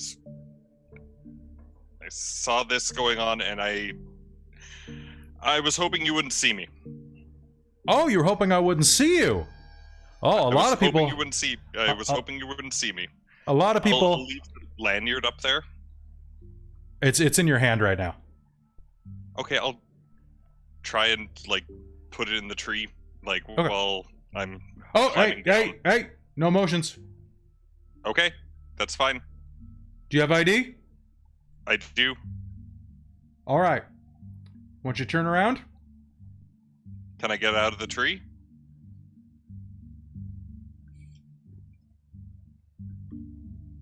Slow. Down from upstairs, you can see this happening. The sound of the car door echoes up at you there on the 6th floor railing. Leo, you were rounding the corner after your meal, and we'll be approaching your 2 coterie mates when you hear that trunk. I think Mason accidentally made friends, and we should go downstairs right now. I think that might be a good idea. Oh, shit. And I'm actually gonna I'm gonna actually tuck away French's her notebook that they always carry. Oh, you would have taken it? Okay. Yeah, I'm gonna take that if I could. You taking anything else? Gun, no, pepper spray. Okay. Actually, you know what? Pepper spray sounds pretty good, and I think I'm gonna give her a little bit of blood too. Okay. You're gonna pick up a stain. Yeah. Okay. Yep. Blood bonding mortals gives you a stain. Fair enough. Okay. Sounds good. All right, so the way that works is from the rightmost side of your character sheet, draw a slash like you took bashing damage. Also, you fed on a mortal, but feeding isn't harming. So, Okay. with that. Okay, let me make a note about this. One. By the way, so blood bonding is slightly different than it used to be. It requires additional drinks now. Mm-hmm. Yeah, but I've got all the It was information. 3? To potentially. Find Yeah, out it's again. 3 for it to actually take, and then I believe it goes up to 6 points that you can have in a person. If they're think so, Gould? yeah. I believe It's that's what it like works. I think it's like rank 6 or something like that. Yeah, and it goes down once a month. But it's the level of obsession that they have with you. Yep. So they made it a little more complex than it used to be, but it seems to still work pretty well. I just think it might be a real good person to have. Why not? So Right. so outside, Mason, you're climbing down from the tree. Yeah, and as I'm climbing down, I'm going to try and leave the lanyard in the tree, and then I'll turn around like the cop told me to. And I'll just say, look, you'll take my ID's in my back pocket, take it. You'll understand why I was trying to avoid the cops. I was just walking through here and saw you guys, and I was just like, fuck, I don't want to run into you. Why are we in this area? He's going to reach up slowly and put his hand in your back pocket. I was going for a walk. I got off work a couple of hours ago. You go on walks up trees often?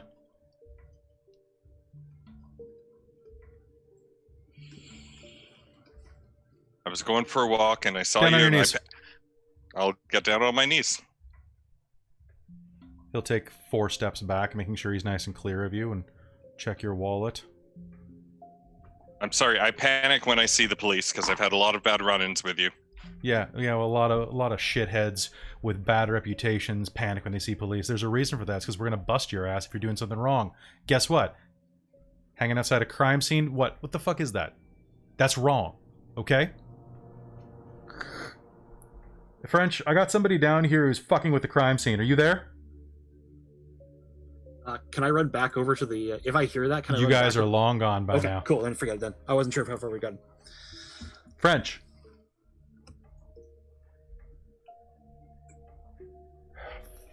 Fucking buildings architecture. French, it's me. Do you copy? French. All right. On your stomach, cross your ankles, hands behind your head. Full compliance. Okay. And as he is approaching, all right, put your hands by your sides now. Slowly cross them behind your back.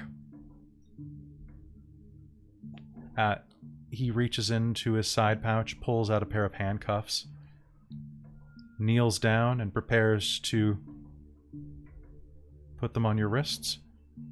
As that happens, there's a brief motion out of the corner of his eyes. And which one of you is approaching? 3, 2... Me. All right. Anna, what do you say? What are you doing with my boyfriend? I lost him and he was trying to get my fucking necklace out of the tree. Why are you harassing him? He wasn't doing anything wrong. Ma'am, I need you to step back right now. You are far too close to the situation. Back now. Or are you using Dominate at all? I can use Dominate, actually. He's immortal, right? He is, as far as you know, yes. Yeah. Okay. That's going to be the line for the game, as far as you know. I'm going to look at him and go, I know, Nash. And then I'm going to look at him and go, put your gun away. He's done nothing wrong. Look at me. He puts the cuffs back in their pouch and clips his gun locked again. Get back in your car. You're useless right now. Back in your car. Go find your partner. Go do something helpful. Go actually make a difference in your community. There's nothing wrong here. Got my wallet. Oh, sorry, you've done nothing wrong, he says and hands you the wallet. I'm just useless right now.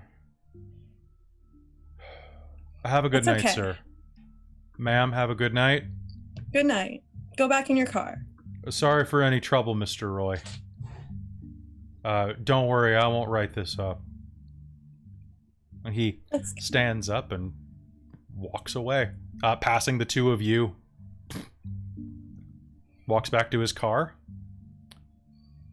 And then tries to have a brain meltdown because you gave him conflicting directions. What the hell just happened there? What? You're useless. Go do something useful. Well, you said to go find your partner and then stay in your car at the same time. So he's like, That's true. I gave him too many directions.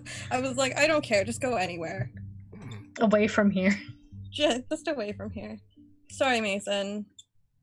Cops are stupid sometimes. No, I've had a lot of Ben Ruddins in them, and I've just learned to just whatever. There was something hanging. I should have waited for the rest of you guys to come out to get it, but I thought he would be distracted. What did you find hanging? I'll go over and grab it. all right. You will find, you'll find the lanyard, and flipping through it also has a driver's license in there. Oh, good find. Pass it down. Driver's license, debit card, U-Pass. Somebody keeps that all in a lanyard? Sometimes Anya? people do that. Does it look like it could have come out? Like the broken area, does it look like it could have fallen from? You know what? It looks like it definitely could have caught the wind on the way down and floated over to the tree. Ooh. How about we go discuss this in the car before that cop comes back? Yeah, let's Or he go. goes in. Is that going to be a problem later? No. He won't even remember that we were here. He's just gonna think he was useless and he let his partner down. Maybe have mild depression, but that's not on us. Wait a minute. Does he have a body cam? Hmm. We didn't think about that, did we? No. No, he did. Okay. He did not, or it wasn't on. Okay. Oh, She you know didn't what? have He one. totally would have turned it off. He was watching Netflix. Oh, yeah. Oh, there we What about go. her? There we Did she go. have one? Problem solved. Guess I might have to go fix Not that you remember. Dang. You guys, you haven't done that to me before, have you? What? Would we tell you Dominate? if we did? I have literally no reason to do That anything with you. hypnotism thing. I have no Gee, reason to do any Wes. of the sort. All right. Relax, Mason. We sensitive haven't done one. anything like that to you. Don't worry. Do you guys head back to your car? Yeah, let's go. As you do, the officer decides that he needs to make the good decision here, and you'll hear the car door shut again, and it's going to startle you as you're starting to head into the woods.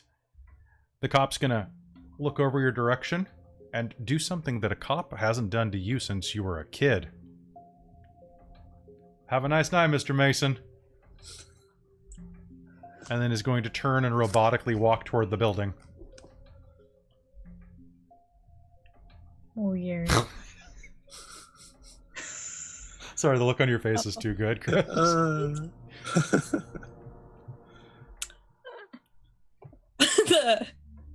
I thought Leo was strange sometimes, but Just keeps walking. Okay. To the car.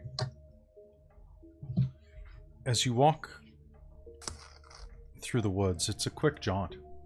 There's no more people hiding in the shadows that you notice. And as you come out the other side, you'll notice something pretty immediately. One is that the street is still very empty. And two, your Fiero is riding about 4 inches lower than it was when you got here. Your tires have been slashed. And someone looks like they took a pocket knife and carved into the hood of your Fiero. What's it say? Leech.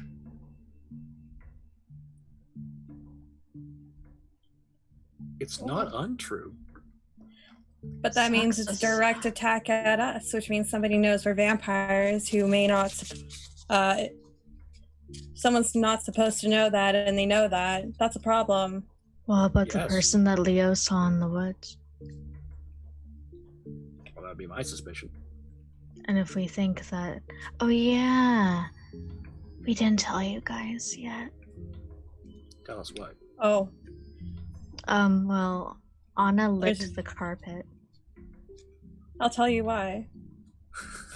Okay. That person that was thrown out of the person that was thrown out of the window was thrown out of the window by a vampire, and the blood that I tasted was vampiric blood. Mhm. They're only a little bit older than us, maybe a little bit older than me. Not that much stronger. So if we were being watched, they might know what we are. Most certainly. Well, there's nothing to really worry about right now. Do you have like Let's someone you assume can call about that. this? Let's assume that my car hasn't also been touched. Your car has not, strangely. Hmm. At least Maybe we can somebody get hates away. the thin blood. Ooh. And Nora will just look at Mason like, ooh. I'm going to look around the car and see if I can find anything that might indicate anything about someone who might know or who did this. Who done it? Who done did this? Glancing around, there. You know what? Give me a second. Let me see if there is anything. One sec.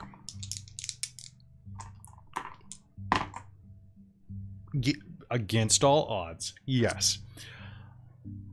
As you're checking the tires, there's no evidence of anything. Some asshole with a knife or an ice pick, when it goes ahead and does this, slashes your fucking tires, leaves a big tuft of dog hair right next to one of the tires. Oh shit, there's a big tuft of dog hair. Right. Let me guess. Like a dog we just recently saw? Absolutely. I can't believe that roll failed. That is ridiculous. Good job. The chick with the dog. That's the dog's hair. She did this. She did it or the dog? So did that it? means she knows. No, well, she had the dog with her. It's her dog, obviously. It came running up. You know what? All right, hold on a second.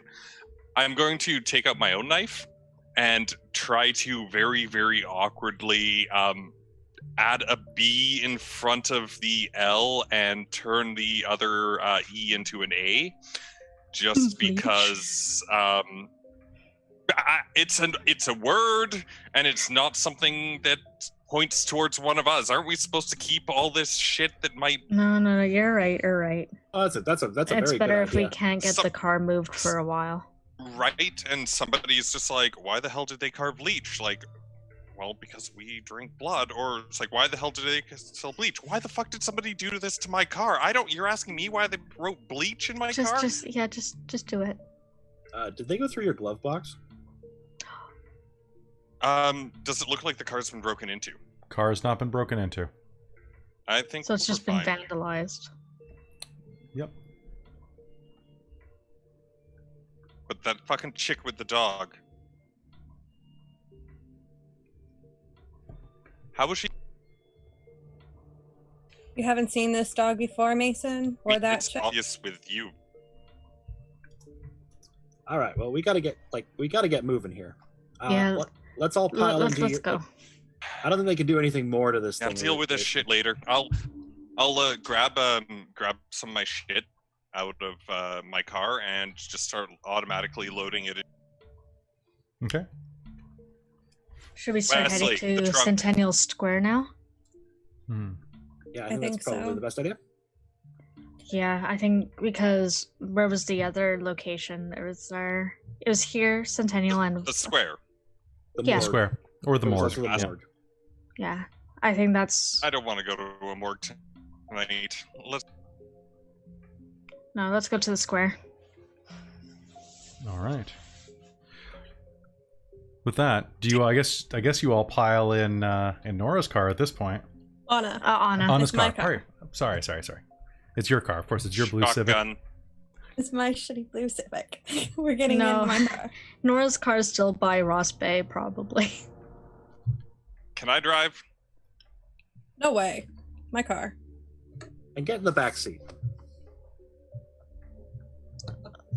All right. Fuck, fine, whatever. So You can make I your do way this? down. You Go can ahead, go smoke ahead, in take the the car. You can Are you smoke ta- if it makes you feel better. Thank you. You're welcome. Don't let me push you around, Mason. Okay? Just you don't let anyone push you around. And Leo, stop One of us- pushing him around. I'm making it a joke. Okay, let's go. I'm sure. Oh, sorry, folks. All right. You And drive. Nora's also sitting in the back seat, and she'll just like be like trying to like press herself against the door as much as she can away from Mason. All right. So you're just heading straight downtown? Yeah, we're just gonna Yep, go think so. to Centennial. Okay. My fucking car. I'm sorry, Mason. We'll get it fixed. You make your way down to Centennial Square. Pardon me, not to Centennial Square. You make your way down to Bastion Square. Oh, sorry. Yeah. It's okay. There are many squares downtown. You make your way down to Bastion Square. And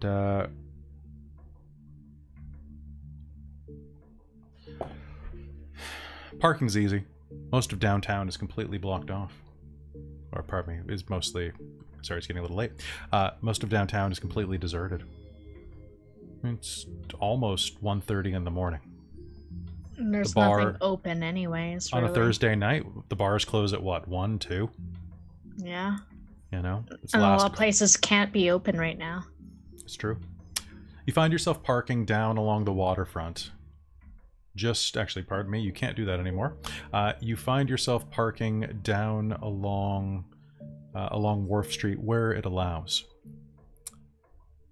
There's no parking, no parking fees after 6, so it's pretty easy. It's only a quick block up the old-timey Victoria streets to Bastion Square. It's an expansive, multi-tiered square where they used to hold public gatherings, public hangings, and other fun events for all of the family and friends. As you approach, a man is going to step out of the shadows and into the light of a street lamp. You'll recognize him immediately. He's tall, has an olive complexion that denotes Italian heritage. He's wearing a fashionable modern leather jacket, but even so, in his jeans and shirt, he looks very much like the greaser he probably was when he was embraced.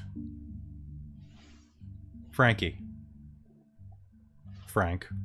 Or Francis, if you know enough about him to call that into question. Francis Bowman. Another member of the court. Sometimes bully boy for Nash when he needs a little bit of extra muscle. Hey, I was wondering what time you guys would get here.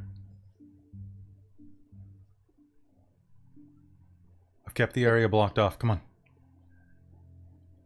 Good. Thank you for the assist. Yeah, well, Nash had to head up island early, so I'm your point of contact right now, okay? I just follow without fighting or anything, without word.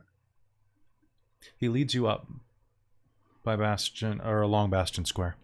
And near there are a series of archways that lead down this strange corridor.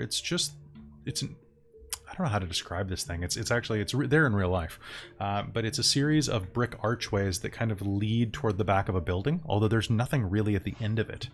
It's a great place for photo shoots. And as you approach, there are two large men standing out front of it, smoking.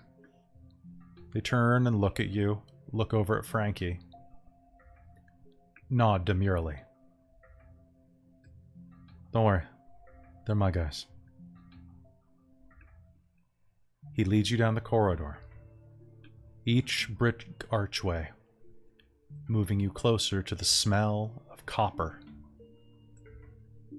the smell of offal. At the end of the corridor, just slightly off to the side behind one of these stone arches, you see what was probably once a very pretty young brunette. She's wearing a torn and stained t-shirt Her throat completely ripped from her body, the esophagus removed, her ribs splayed open. The heart's over there. Well, get to work, he says. And I think that's probably a good place for us to call game tonight. So everybody, thank you for tuning in to episode 1. How are you guys doing? I'm doing pretty good. Great. Did you enjoy that? Yeah, so much fun. You guys played a good vampire game? Yeah. All I right. think so. So It's interesting getting into like a new character for sure. Especially, it's a very It's always quiet good character fun. for you. Yeah, you had a good time, Stu? Thank you very much. I always think the World of Darkness games should be mysteries primarily. Like, I think there should always be some layer of investigation that you're doing, because, you're right? Yeah, you're digging into the mystery, right? That's Yeah. That's what it carries. Yeah. So, guys, I really hope that you enjoyed this session, and that you enjoyed playing it, and that you enjoyed watching it with us. I need to find out how much experience to give you, because that is always something... Yeah, All right, guys. experience is a thing. I forgot about Experience is a that. Oh, thing, yeah. right? Yeah, because we've been playing so much D&D lately that's just like... And I we don't use get... experience, because it Yeah. sucks. The Also- milestone system is awesome for. I give people levels in D&D when it feels like they should get levels. Mhm. Milestones. Yeah, exactly. Level up. Experience. So, storyteller awards each player 1 experience per session, plus 1 at the end of each. Yeah, That is you only get 1. If we're following the rules, we pretty much only get 1 a session. But isn't everything a 5 times multiplier still? Oh yeah. Well, and humanity, for example, Mm-hmm. like if you want to go for from 7 to 8 humanity, that's 80. Oof. Everybody take 4 That XP face. for the night, because it's game 1, and I'm the storyteller. I like it. Ooh, did you die? 1 Also, per session at all? I would drop out of a game like that back in Revised. Yeah. I would just be like, oh, this is great. I'm glad my character's perfect at creation, because what am I going to buy? A single ability dot every, 10 games. Yeah, Okay. no. No. I read in a forum that there are a lot of alternate XP rules that people have been using, just so that it's not quite so... 1 XP a session is very much for, 2nd edition Chronicles of Darkness, where 1 XP a session is That's a quite a lot. bit, actually. It gets you an entire dot of a merit, or a specialty. Yeah. No, otherwise it just feels like it kind of drags and you don't get to advance as much of a character growth. Well, But at the same time, we don't want it to be so exponential that suddenly our characters are just really good at everything they do. Well, exactly. Well, because at this rate, if I give you 3 XP a session, that would...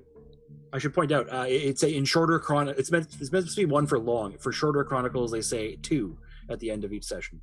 Man, this About the same, Chronicle. though. Who knows? So I'm gonna say 3 is gonna be pretty much the average, kind of like what I used to give on old, because that means that you can buy up a new level of a discipline every 5 to 6 sessions. Yeah, that sounds And- about fair. Yeah, I think that's pretty good. So, thank you very much for the praise chat. I hope you tune in. This was our first session, so we're getting used to the rules a little bit. Normally, I'm a bit smoother on this. You can definitely see that if you've watched any of my other World of Darkness stuff on the channel. By the way, if this is your first time joining us for Vampire, might I recommend Hunter the Vigil or Werewolf the Forsaken? Both phenomenal games that we have right here on Dork Tales. You can watch on twitch.tv Dorktales or go to youtube.com/Dorktales, which has our entire back catalog, sans 3 episodes that were just crap and I cut them. It's been fantastic playing this with you. And players, do you have anything you want to say before we call it? So next time we play, do you want us to be in our same Yeah, if you can wear the costuming? same outfit, that'd be good. That'd be Okay. great. Oh, thank you so much for watching, guys. I really do appreciate it. Be sure to follow and subscribe. And James, what were you going to say? Should I degenerate?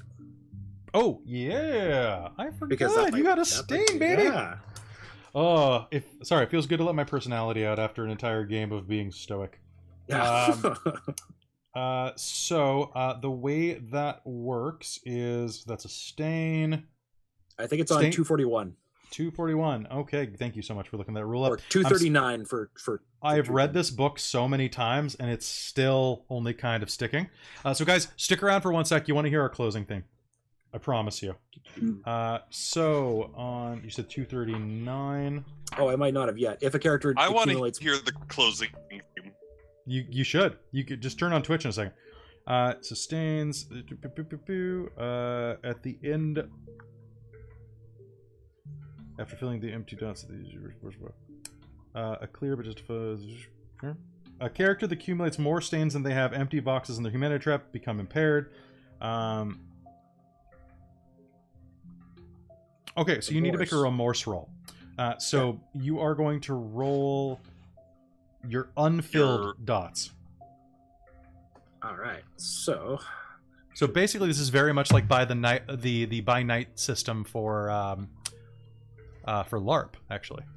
So you're gonna roll what, 3 dice, probably 2 dice? 2 dice, because I'm. Oh, you know what? Actually, I like this engine. This is pretty good. Yeah. I believe in you, Leo. I don't. I want you to lose humanity. Oh God, he's In already one, the let's go. creepiest one out of all of us. 0 successes. No shit, really? It's only 2 dice. That's fair. All right. Yeah. So Remove all your stains and lose a humanity. Oof. Yeah. So yeah, that was an inhuman act. Yeah, that was an inhuman act. I think that's the first casualty of this game. That's fantastic. So Humanity. that's great. All right, guys. The So downward descent begins. we will see you in I'm 2 jealous. weeks. Our normal night is going to be Thursdays at 7 p.m. Pacific, which is -7 right now, Universal Time Code. So if you're able to, join us or catch us later on YouTube. I'll be uploading this within the next 72 hours. And game 1, congratulations, James. You wanted to get into a World of Darkness game, and you've already lost humanity. Perfect. Wow. Perfect. You're doing it right. You're doing it right. So we'll see you next time, family. Take care. I'm a vampire, I'm a vampire.